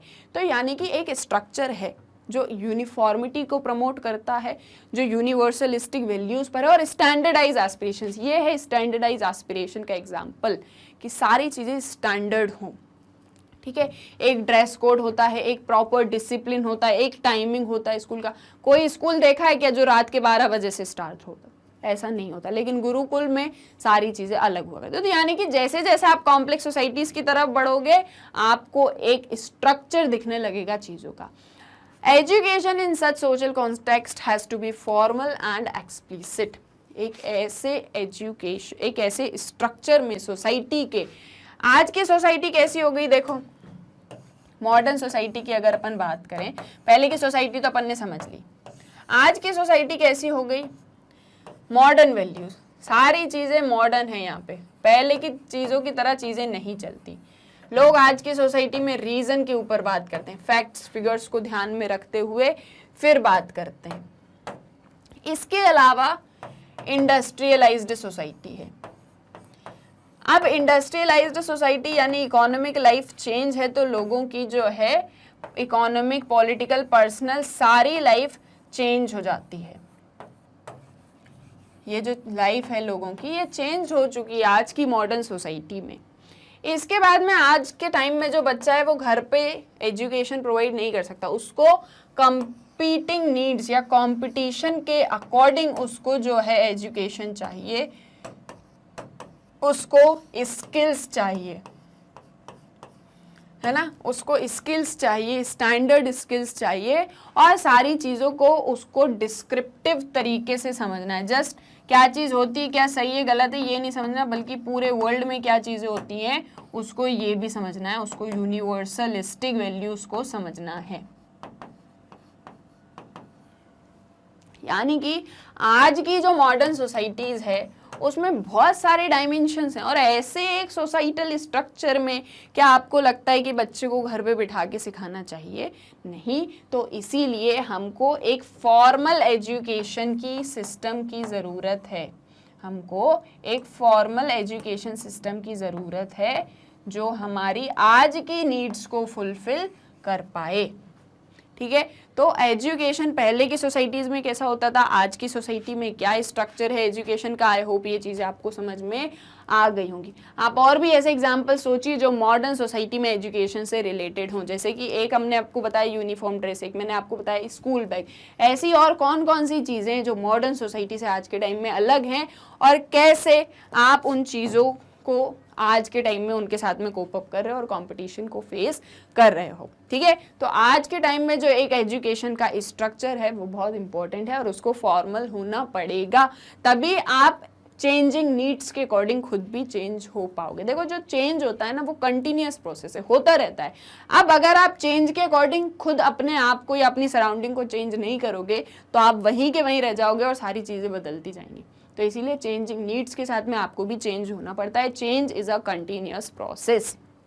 ओके, नाउ आई होप सारी चीज़ें आपको क्लियर हो गई होंगी। अब हम देख लेते हैं, अब अपन पढ़ते हैं कि फंक्शनलिस्ट क्या कहते हैं एजुकेशन को लेके। ठीक है, अपन स्टार्टिंग से फंक्शनलिस्ट कॉन्फ्लिक्ट पर्सपेक्टिव्स देखते आ रहे हैं। यहाँ पर अपन देखेंगे फंक्शनलिस्ट पर्सपेक्टिव ऑन एजुकेशन, या फंक्शनलिस्ट क्या कहते हैं एजुकेशन के बारे में, like Emile Durkheim. So Emile Durkheim was one of the first sociologists to consider social function of education। देखो Emile Durkheim जो थे वो ऐसे पहले सोशलॉजिस्ट थे जिन्होंने एजुकेशन का सोशल फंक्शन की तरह समझा, एजुकेशन को सोशल फंक्शन की तरह समझा, यानी कि जो एजुकेशन है वो समाज में काम करती है या समाज के लिए काम करती है। अब कैसे करती है ये उन्होंने एक्सप्लेन किया। उन्होंने कहा, for him no society can survive without a common base.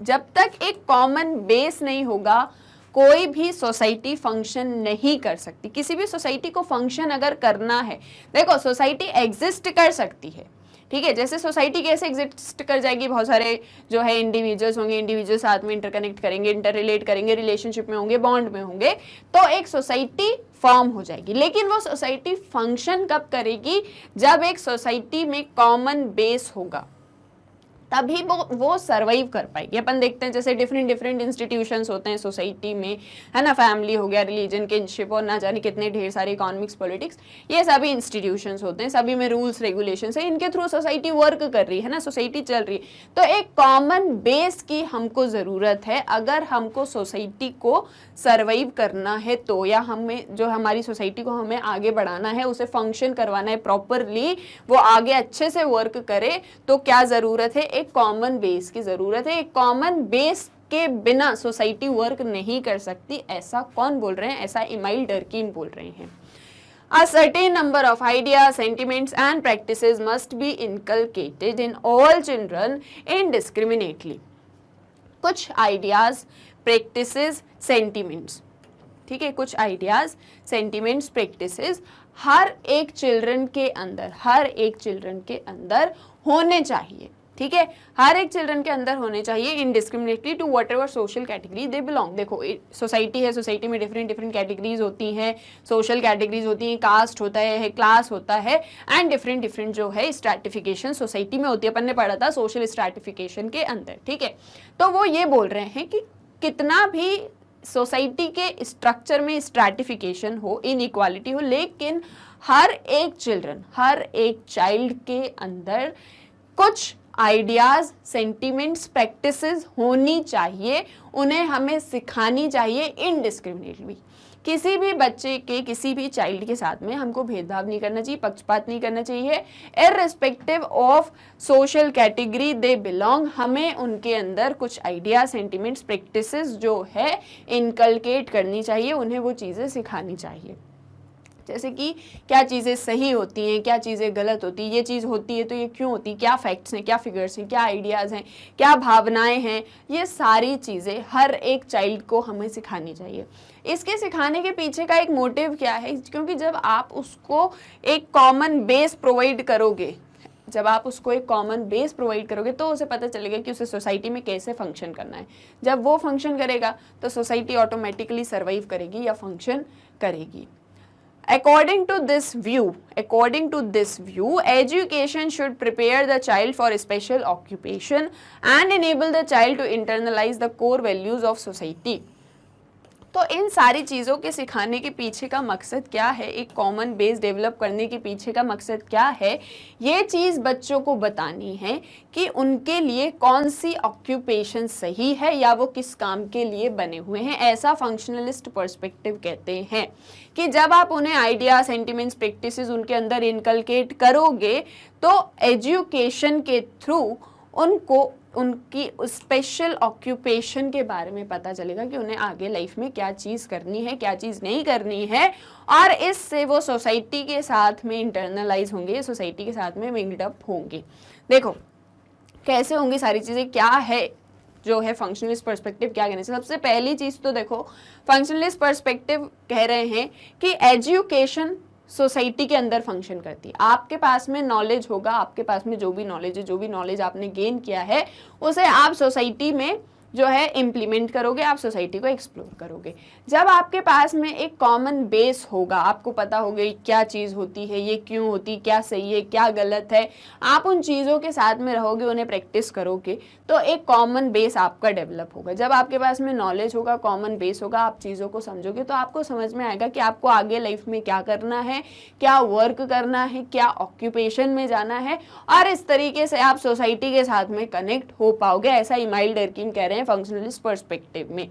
और इमाइल डर्कीम क्या कह रहे हैं और क्या बता रहे हैं एजुकेशन के बारे में कि thus the functionalist sociologist emphasized upon general social needs and social norms, यानी कि वो ये कह रहे हैं कि कुछ सोशल नीड्स होती हैं, कुछ सोसाइटी में नॉर्म्स होते हैं ना, कुछ बिलीफ्स होते हैं, प्रैक्टिसेस होती हैं, मान्यताएं, धारणाएं, वैल्यूज़, ये सारी चीज़ें जो अपन प्रीवियस लेक्चर्स में ऑलरेडी डिस्कस कर चुके हैं।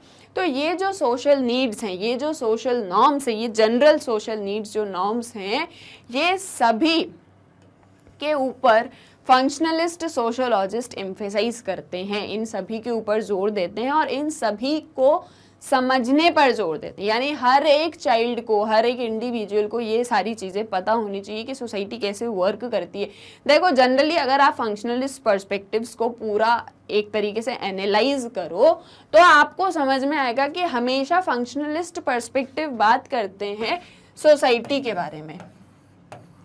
सारी चीज़ों में उनका कहना ये है कि सोसाइटी के लिए फुलफिल होनी चाहिए, जो भी काम हो रहा है वो सोसाइटी के लिए हो रहा है, और सोसाइटी के लिए आप जो काम कर रहे हो तो वो अल्टीमेटली सोसाइटी आपको रिटर्न करती है। जैसे आप एक ह्यूमन हो या आप एक चाइल्ड हो, आपको जो भी एजुकेशन प्रोवाइड की जाएगी उससे आपको नॉलेज गेन होगा, ठीक है, आपको नॉलेज गेन होगा, आप उस नॉलेज को सोसाइटी में इम्प्लीमेंट करोगे। जब आप उस नॉलेज को सोसाइटी में इम्प्लीमेंट करोगे अल्टीमेटली सोसाइटी से आपको प्रॉफिट मिलेगा, है ना, यानी कि आपका ही डेवलपमेंट होगा, आपका डेवलपमेंट होगा, सोसाइटी का डेवलपमेंट होगा। तो यानी सारी चीज़ें इंटरकनेक्टेड है। फंक्शनलिस्ट पर्सपेक्टिव हमेशा नीड ऑफ सोसाइटी की बात करते हैं, क्या ना, सोसाइटी की क्या नीड है, सोसाइटी की क्या ज़रूरत है, उन्हें पूरा करना चाहिए। वैसे ही वो एजुकेशन में भी यही चीज़ बोल रहे हैं कि सोसाइटी की क्या नॉर्म्स हैं, क्या नीड्स हैं, इस चीज़ को समझना चाहिए एजुकेशन के अंदर। जब आप एजुकेट होते हो, जब आपको नॉलेज गेन हो रहा है, तो आपको सोसाइटी की क्या नीड्स हैं, क्या नॉर्म्स हैं, उनको आपको समझना है, और उन्हीं पर सोशियोलॉजिस्ट, फंक्शनलिस्ट सोशियोलॉजिस्ट जोर देते हैं।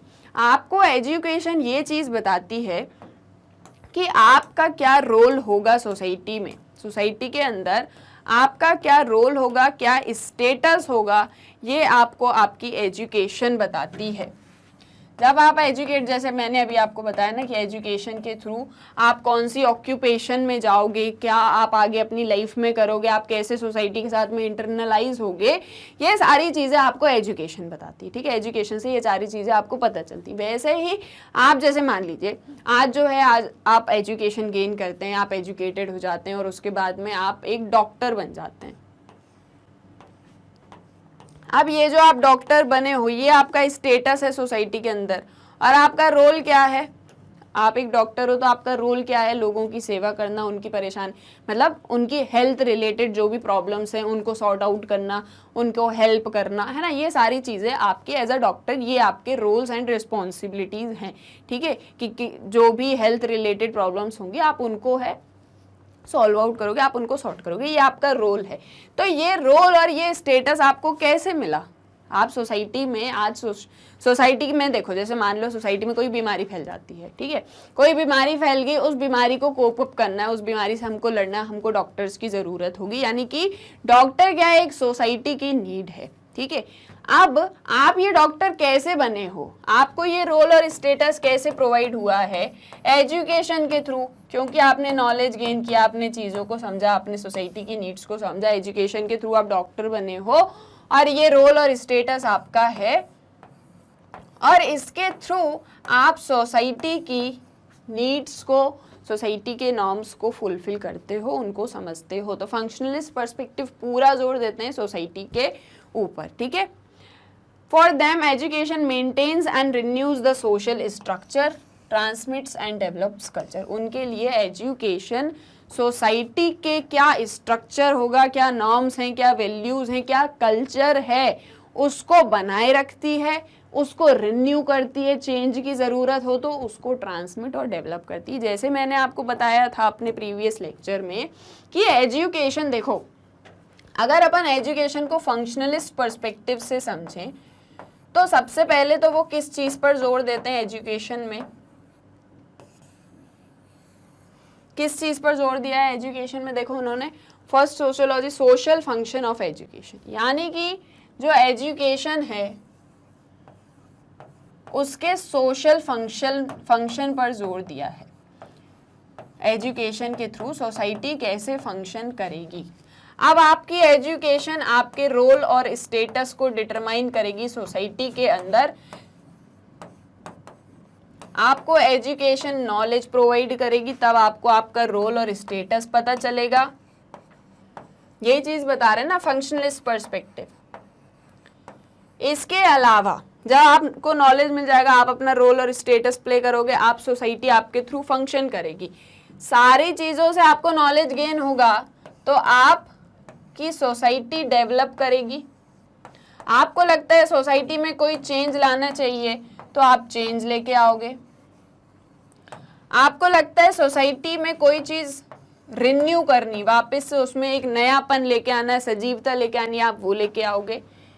जनरेशन टू जनरेशन आपकी सोसाइटी का क्या कल्चर है, कैसे सोसाइटी वर्क करती है, क्या कल्चर है, क्या नॉर्म्स हैं, क्या वैल्यूज़ हैं, इन सारी चीज़ों पर आप फोकस करोगे, ये डेवलप होंगे, ट्रांसमिट होंगे। जैसे अपन ने प्रीवियस लेक्चर में देखा था कि जब एक अगर इंसान एजुकेटेड हो जाए एक फैमिली का, तो पूरी की पूरी फैमिली एजुकेट हो जाती है, क्योंकि ये वर्क जो है ये जनरेशन टू जनरेशन चलता है, ठीक है। तो वैसे ही एजुकेशन को फंक्शनलिस्ट पर्सपेक्टिव कुछ इस तरीके से देखते हैं कि एजुकेशन सोसाइटी के फंक्शन करने के लिए बहुत ही इम्पोर्टेंट है। अल्टीमेटली हम किसकी बात करते हैं? हम social needs and social norms की बात करते हैं। फंक्शनलिस्ट पर्सपेक्टिव हमेशा सोसाइटी से जोड़ के या सोसाइटी की नीड्स को समझ के सारी इंस्टीट्यूशंस को स्टडी करते हैं।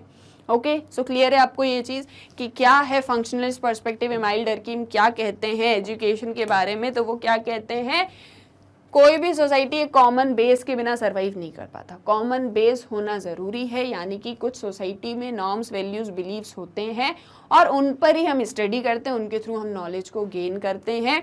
कुछ आइडियाज़, सेंटिमेंट्स, प्रैक्टिसेस होते हैं जो हर एक चिल्ड्रन के अंदर होते हैं और उसको ध्यान में रखते हुए वो अपनी लाइफ में आगे बढ़ते हैं और वर्क करते हैं।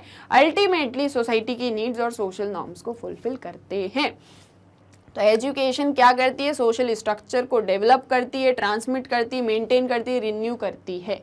यानी कि सोसाइटी के डेवलपमेंट के लिए एजुकेशन इंपॉर्टेंट होती है, ऐसा फंक्शनलिस्ट पर्सपेक्टिव कह रहे हैं। आई होप आपको क्लियर होगा कि फंक्शनलिस्ट पर्सपेक्टिव क्या है एजुकेशन को लेके। ओके, अब हम देखते हैं कि एजुकेशन की सोशियोलॉजी के साथ में या बाकी अदर जो सोशल इंस्टीट्यूशंस होते हैं उनके साथ में क्या रिलेशनशिप है। ठीक है, so the sociology of education is diverse and vibrant subfield। देखो, जब हम सोशियोलॉजी ऑफ एजुकेशन पढ़ते हैं, यानी कि जब हम सोशियोलॉजी के अंदर या सोसाइटी के अंदर एजुकेशन को समझते हैं, एजुकेशन को अंडरस्टैंड करते हैं, एजुकेशन ऑलरेडी आपको नॉलेज प्रोवाइड कर रहा है, लेकिन जब हम एजुकेशनल इंस्टीट्यूशन को सोसाइटी के अंदर स्टडी करते हैं तो हम देखते हैं कि इसका जो स्कोप है ये बहुत ही डाइवर्स है या बहुत ही वाइड स्कोप है। इसके अंदर ढेर सारी सब फील्ड्स आती हैं, ये चीज़ अपन देखते हैं, ठीक है। Secondly, its features theory and research focused on how education as a social institution influences other social institutions and social structure. जब आप एजुकेशन के फीचर्स को देखते हो कि एजुकेशन आपको नॉलेज प्रोवाइड करता है, आपको इंटेलिजिबल बनाता है, आपको फैक्ट्स फिगर्स के बारे में इंफॉर्मेशन प्रोवाइड कराता है, क्या थ्योरी है, क्या रिसर्च, क्या चीज़ें पढ़ी जाती हैं, क्या थ्योरी होती है एजुकेशन की। यानी कि जब आपको नॉलेज गेन होता है सारी चीज़ों का, जब आप एजुकेटेड हो जाते हो तो आप देखते हो कि कैसे सभी जो अदर सोशल इंस्टीट्यूशंस हैं वो कैसे वर्क कर रहे हैं, एंड अल्टीमेटली एजुकेशन कैसे बाकी अदर सोशल इंस्टीट्यूशंस को इन्फ्लुएंस करता है या प्रभावित करता है। एजुकेशन कैसे बाकी अदर इंस्टीट्यूशंस को इन्फ्लुएंस करता है। बाकी अदर इंस्टीट्यूशंस क्या हो गए अपने? फैमिली हो गया, मैरिज हो गया, किनशिप हो गया, देन आपका पॉलिटिक्स हो गया, फिर पॉलिटिक्स के बाद में क्या हो गया? इकोनॉमिक्स हो गया, और भी ऐसे ढेर सारे, रिलीजन हो गया। ये सभी अदर इंस्टीट्यूशंस को कैसे अफेक्ट करती है या इन्फ्लुएंस करती है एजुकेशन, एंड कैसे सोसाइटी का स्ट्रक्चर एक तरीके से चेंज होता है या इन्फ्लुएंस्ड होता है बाय एजुकेशन। ये चीज़ अपन समझते हैं जब अपन एजुकेशनल इंस्टीट्यूशन को समझते हैं।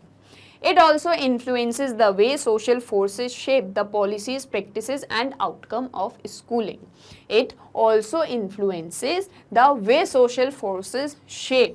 अब सोसाइटी में जो भी फोर्सेस वर्क कर रही हैं, जैसे पॉलिटी है, इकोनॉमिक्स है, फैमिली है, जो भी अदर सोशल इंस्टीट्यूशंस है, सोसाइटी में जो भी फोर्सेस वर्क कर रही हैं वो किस तरीके से स्कूलिंग को लेके प्लान्स बनाती हैं, पॉलिसीज़ बनाती हैं, या किस तरीके से स्कूलिंग की एजुकेशन पॉलिसी को शेप करती हैं, उनको एक पूरा मतलब स्ट्रक्चर प्रोवाइड करती हैं ना। यानी कि आप स्कूल में जा रहे हैं, आप स्कूल में एजुकेशन आपको मिलेगी तो किस तरीके की एजुकेशन होगी, क्या पैटर्न होगा, क्या एक स्ट्रक्चर होगा, क्या आउटकम होगा स्कूलिंग का, ये सारी चीज़ें भी सोशल फोर्सेस भी डिटरमाइन करती हैं। जैसे एजुकेशन सोसाइटी के स्ट्रक्चर को डिटरमाइन करता है या उसको इन्फ्लुएंस करता है, वैसे ही सोसाइटी का स्ट्रक्चर या सोसाइटी की फोर्सेस जो सोसाइटी में काम कर रही हैं वो भी एजुकेशन को अफेक्ट करती हैं या इन्फ्लुएंस करती हैं।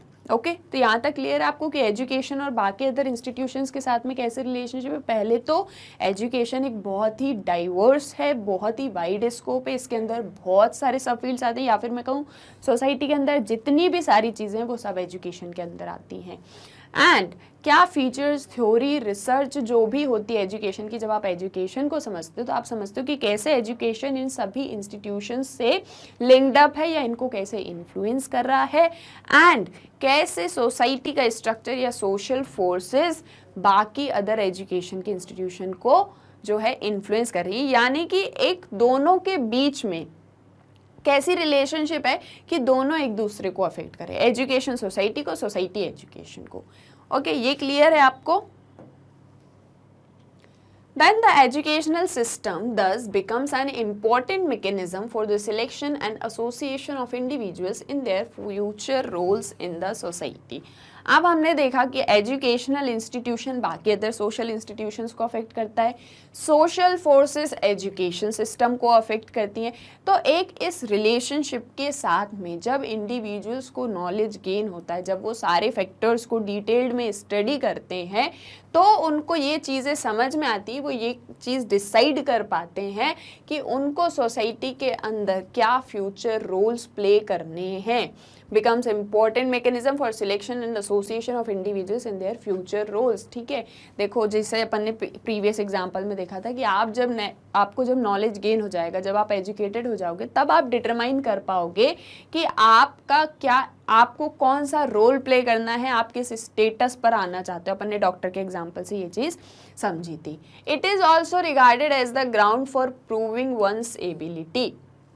आपकी क्या एबिलिटी है, आपके अंदर क्या क्षमताएं। जैसे मैंने आपको बताया था कि एजुकेशन आपको आपके पोटेंशियल को पहचानने में हेल्प करता है। तो यानी कि ये आपको बताता है कि आपकी क्या एबिलिटीज़ हैं, क्या आपकी क्षमताएं हैं और कैसे आप काम कर सकते हो। यानी कि आपको आपसे ही मिलवाता है कौन, education. For the sociologist who perceive society as unequally differentiated, education functions as a main stratifying agent. अब उन सोशोलॉजिस्ट के लिए जो ऐसा कहते हैं कि सोसाइटी अनइक्वली डिफरेंशिएटेड है, यानी कि असमान रूप से बटी हुई है। ठीक है, सोसाइटी डिफरेंशिएटेड है यानी कि सोसाइटी में जो है वो क्या बोलते हैं, डिविजन्स होते हैं ना, डिस्टिंक्शंस तो होते हैं सोसाइटी के अंदर। हर सोसाइटी डाइवर्स होती है, डिफरेंशिएट होती है, सोसाइटी के स्ट्रक्चर में इनइक्वालिटी होती है। लेकिन जो सोशोलॉजिस्ट ये मानते हैं कि सोसाइटी जो बटी हुई है उसके बटने में भी असमानता है, वो लोग ये मानते हैं कि एजुकेशन मेन स्ट्रेटिफाइंग एजेंट होता है सोसाइटी को बांटने का। कैसे, जैसे अपन ने देखा था क्लास सिस्टम के अंदर। अपन क्लास का एग्जांपल लेते हैं ना, तो उसमें क्या होती है, कोई रिच क्लास होती है, कोई अपर मिडिल क्लास होती है, फिर मिडिल क्लास होती है, फिर उसके बाद में वर्कर्स क्लास होती है, पुअर क्लास होती है, ऐसे अलग अलग क्लासेस होती हैं। अब जनरली एजुकेशन के थ्रू क्या चीज़ होती है कि जो लोग बहुत एजुकेटेड होते हैं, जिनके पास में नॉलेज होता है, वो अपवर्ड्स मूव कर जाते हैं।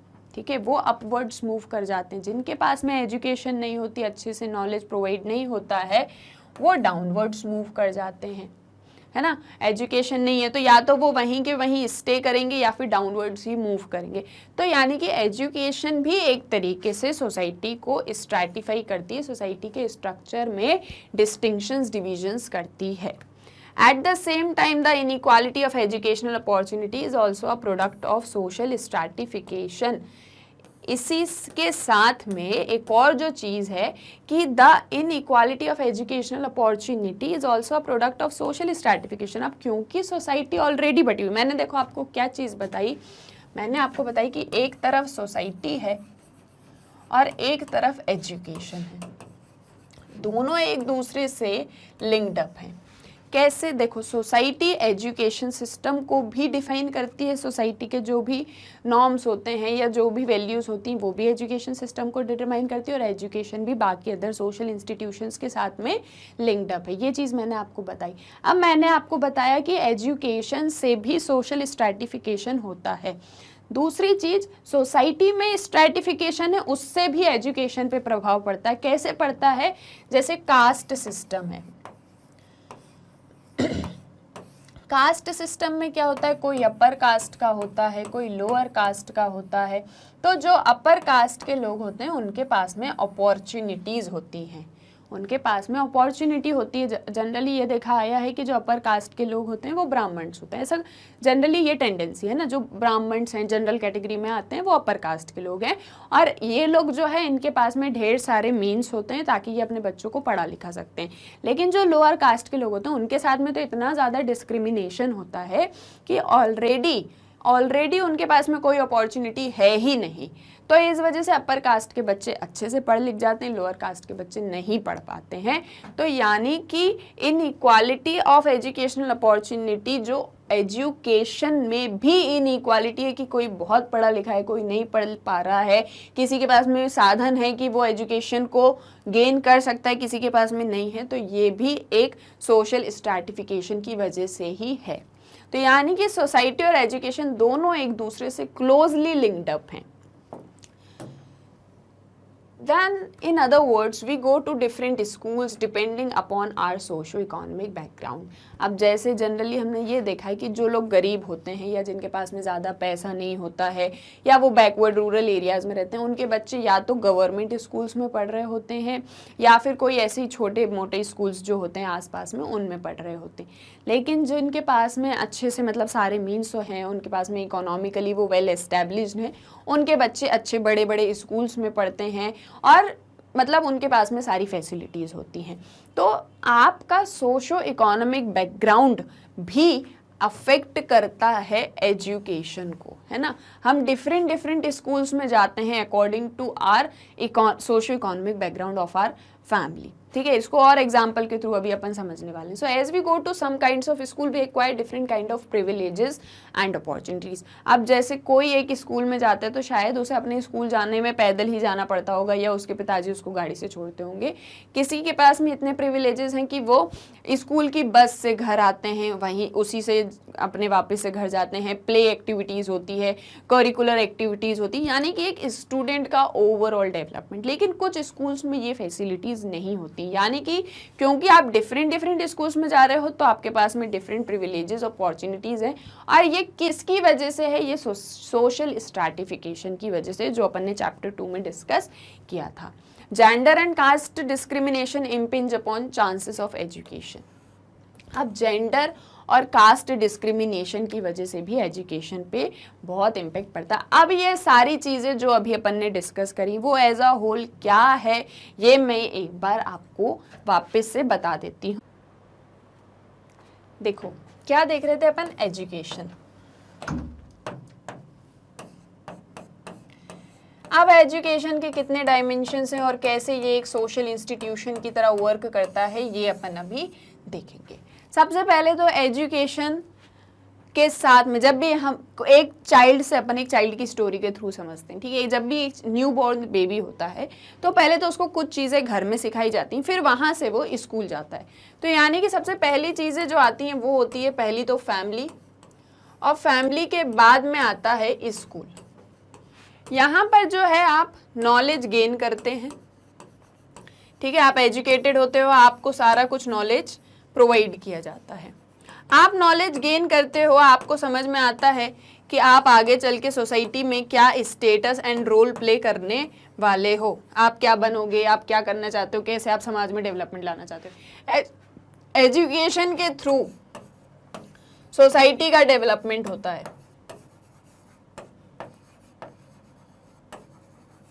ठीक है. फिर इसके बाद में अगर अपन पॉलिटिक्स से देखें तो क्या प्लान्स होंगे, क्या पॉलिसीज होंगी जिसके through schooling as a social institution work करेगा, जहाँ पे क्या चीज़ें बच्चों को सिखाई जाएंगी, क्या एक बेस डेवलप किया जाएगा, ये सारी चीज़ें यहाँ से डिटरमाइन की जाती हैं. अब अपन आ रहे थे सोशल स्ट्रैटिफिकेशन की तरफ, जहाँ अपन ने जेंडर और कास्ट डिस्क्रिमिनेशन की बात करी.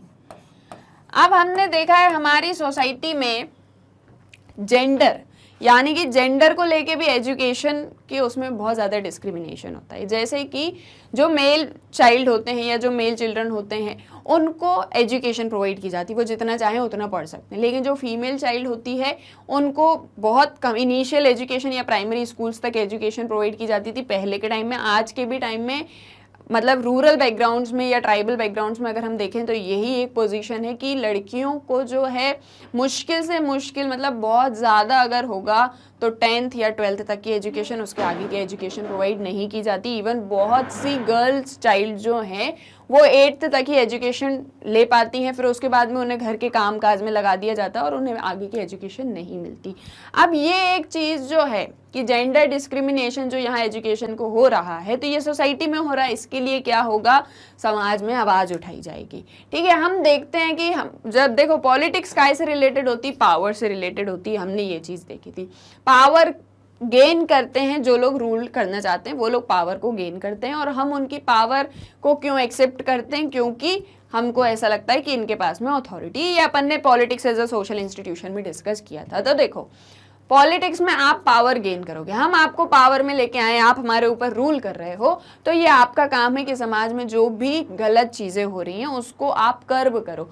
तो ये एक मुद्दा उठाया जाता है कि पॉलिटिशियंस ये बात क्यों नहीं करते कि हम गर्ल चाइल्ड को हायर एजुकेशन प्रोवाइड करवाएंगे और हम इस चीज़ के लिए हमेशा जो है प्रतिबद्ध रहेंगे, या हम इस काम को एज अ प्रायोरिटी रखेंगे, क्यों नहीं ये चीज़ें होती। तो एजुकेशन क्या बन गया, एक सामाजिक मुद्दा बन गया ये जेंडर डिस्क्रिमिनेशन को लेके। कास्ट डिस्क्रिमिनेशन में अगर आप देखो तो जो लोअर कास्ट के लोग होते हैं, सोशल स्ट्रैटिफिकेशन तो हर सोसाइटी में होता, अपन ने देखा है, तो कास्ट के बेसिस पे जो स्ट्रैटिफिकेशन होता है, जो लोअर कास्ट के लोग होते हैं उनको क्या किया जाता है, बेचारों को, मतलब उनको तो उनका रिलीजन भी फॉलो नहीं करने दिया जाता, मंदिरों में नहीं जाने दिया जाता है, और वो जो है बहुत ही मतलब माइनर काम जो है वर्क कर रहे होते हैं, जिससे उनका खुद का अपना घर भी नहीं चल रहा होता है।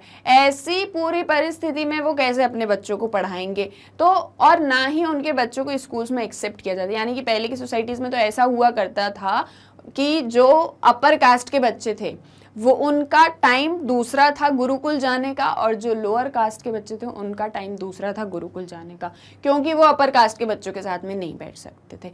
आज वैसा सिनेरियो तो नहीं है, पर हाँ डिस्क्रिमिनेशन है। लोअर कास्ट के लोग जो पीपल हैं वो इतने ज़्यादा बैकवर्ड हैं कि वो एजुकेशन अफोर्ड ही नहीं कर पाते। फिर उसके बाद में स्कूल सिस्टम में भी तो कितना ज़्यादा डिस्क्रिमिनेशन है, स्कूलिंग में भी बहुत डिस्क्रिमिनेशन। अगर आप अपने बच्चे को अच्छे से अच्छे स्कूल में पढ़ाना चाहते हो, बहुत सारी फैसिलिटीज़ उसको देना चाहते हो, और चाहते हो कि वो जो है बिल्कुल उसकी पर्सनालिटी एक बिल्कुल बहुत ही अच्छा कैरेक्टर इवॉल्व अप हो, बहुत अच्छी पर्सनालिटी बने, तो ज़्यादा से ज़्यादा आप जो है फीस पे करिए, ज़्यादा से ज़्यादा आप डोनेशन दीजिए, और फिर आप अपने बच्चे को पढ़ाइए। अब जिसके पास में इतना डोनेशन देने को नहीं है तो वो अपने बच्चे को एक छोटे से स्कूल में पढ़ाता है, जहाँ पर नॉर्मल टीचर, मतलब टीचर्स सभी अच्छे होते हैं, लेकिन जहाँ पर टीचर्स जो हैं अपने रोल को लेके स्पेसिफिक नहीं है, अच्छे से अपने रोल को प्ले नहीं कर रहे, तो ये सारे कारणों की वजह से, ढेर सारे कारणों की वजह से स्कूल सिस्टम में भी डिस्क्रिमिनेशन है।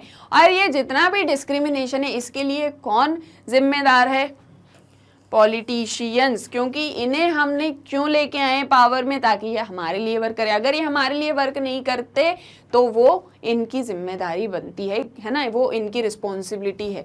फिर इकोनॉमिक्स के साथ में भी अगर आप इकोनॉमिकली साउंड नहीं हो तो फिर आप अपने बच्चों को एजुकेशन कैसे प्रोवाइड कराओगे।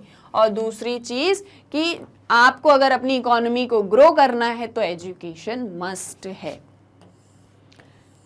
ठीक है, तो एजुकेशन के ढेर सारे डायमेंशंस हैं, हर एक फील्ड को ये अपने अंदर समाये हुए है। ऐसी कोई फील्ड नहीं होगी जहाँ पर हम एजुकेशन को रेलिवेंट नहीं मानते या एजुकेशन को स्टडी नहीं करते हैं। So there are so many dimensions of education कि एजुकेशन एक सोशल इंस्टीट्यूशन कैसे है। एजुकेशन के भी अपने रूल्स होते हैं, रेगुलेशंस होते हैं, जिसके थ्रू जो चिल्ड्रन है वो एजुकेटेड होते हैं, नॉलेज को गेन करते हैं। लेकिन ये एजुकेशन बाकी अदर सोशल इंस्टीट्यूशंस के साथ में भी लिंक्ड अप रहती है। तो देखा आपने कि कैसे डिफरेंट इंस्टीट्यूशंस हैं जो कि एजुकेशन के साथ में लिंक्ड अप हैं। सो एक बार हम वापस से देखें सारी चीज़ें। एजुकेशन का जो स्कोप है बहुत डाइवर्स है। एजुकेशन सोसाइटी एक दूसरे से लिंक्ड अप है। जो भी चीज़ें एजुकेशनल सिस्टम में हो रही हैं वो कहीं ना कहीं सोसाइटी को इम्पेक्ट करती है, और जो भी चीज़ सोसाइटी में हो रही है वो एजुकेशन सिस्टम को इम्पेक्ट करती है। सोशल स्ट्रैटिफिकेशन यहाँ पर मेन एजेंट है। एंड हम डिफरेंट स्कूल्स में जाते हैं क्योंकि हमारा डिफरेंट सोशो इकोनॉमिक बैकग्राउंड है, यानी कि एजुकेशन बहुत ज़्यादा इम्पेक्टेड है बाकी अदर सोशल इंस्टीट्यूशंस के साथ में, और एजुकेशन बाकी अदर इंस्टीट्यूशंस को खुद भी बहुत ज़्यादा इम्पेक्ट करता है, यानी कि एक इंटरलिंक्ड रिलेशनशिप है सभी इंस्टीट्यूशंस के बीच में। तो ये सारे सोशल इंस्टीट्यूशंस थे जिनको हमने डिस्कस किया। हमने फैमिली देखी, मैरिज देखी, kinship, politics, economics, religion and education, सारे सोशल इंस्टीट्यूशंस को हमने डिटेल्ड में डिस्कस किया है एक एक टॉपिक के साथ में। आई होप आपको सारी चीज़ें चैप्टर के अंदर क्लियर हो गई होंगी। Still you have any doubt और एनी काइंड ऑफ सजेशन और any kind of discussion you want, आप मुझे कमेंट सेक्शंस में बिल्कुल बता सकते हैं। ओके, सो आई होप सारी चीज़ें आपको क्लियर होंगी। अब हम देख लेते हैं आप मैग्नेट ब्रेन्स की वेबसाइट को कैसे एक्सेस कर सकते हैं। तो आपको जस्ट एंटर करना है गूगल पे magnetbrains.com। आप जैसे ही इसको एंटर करोगे आपके सामने magnet brains education platform open हो जाएगा। आप इसको स्क्रॉल करेंगे तो देखेंगे कि यहाँ तो किंडरगार्टन टू 12th क्लास तक के सारे सब्जेक्ट्स के सारे वीडियो, सारी क्लासेस के वीडियोस अवेलेबल हैं। आपको जिस भी क्लास का जो भी सब्जेक्ट पढ़ना है, जस्ट आपको उस क्लास पर क्लिक करना है। आप जैसे ही क्लास पे क्लिक करोगे आपके सामने उस क्लास के सारे वीडियो, सारे सब्जेक्ट्स के यहाँ पर अवेलेबल हो जाएंगे। जैसे सपोज क्लास 11 पढ़ना है, आपने क्लास 11 पे क्लिक करा और ये देखो क्लास 11 के सारे सब्जेक्ट्स के सारे वीडियोस यहाँ पर हैं। स्क्रॉल करेंगे और भी वीडियोस आपको मिल जाएंगे। हर एक कोर्स के नीचे आप देखो वॉच नाउ का बटन अवेलेबल है। आपको जो भी सब्जेक्ट स्टडी करना है आप उसके वॉच नाउ पे क्लिक करिए और यहाँ पर चैप्टर वाइज वीडियोस आपको दिख जाएंगे। ओके, फिर आपको जो भी चैप्टर स्टडी करना है जस्ट आपको उस पर क्लिक करना है और चैप्टर के अंदर के सब पार्ट्स यहाँ पर ओपन हो जाएंगे। आपको जो भी पार्ट स्टडी करना है, जो भी टॉपिक स्टडी करना है, आप उस पर वॉच नाउ करिए और ये वीडियो आपके सामने ओपन हो जाएगा। बढ़िया वीडियो को देखिए, कॉन्सेप्ट्स को समझिए। यहाँ से आपको दूसरा टॉपिक देखना है, यहाँ से नेक्स्ट वीडियो कर दीजिए। इसको ना देखना है, कुछ और देखना है, यहाँ से कैंसिल का बटन क्लिक कर दीजिए। सो बहुत ही इजीली आप मैग्नेट ब्रेन्स की वेबसाइट को एक्सेस कर सकते हैं। मैग्नेट ब्रेन्स आपको किंडरगार्टन टू 12th क्लास तक के सारे सब्जेक्ट्स के सारे वीडियोस प्रोवाइड करता है, बिल्कुल फ्री ऑफ कॉस्ट, यानी कि 100% online education. So I hope सारी चीज़ें आपको क्लियर हो गई होंगी। मिलते हैं नेक्स्ट वीडियो में। वीडियो को लाइक करें, शेयर करें एंड चैनल को सब्सक्राइब करना ना भूलें। Thank you.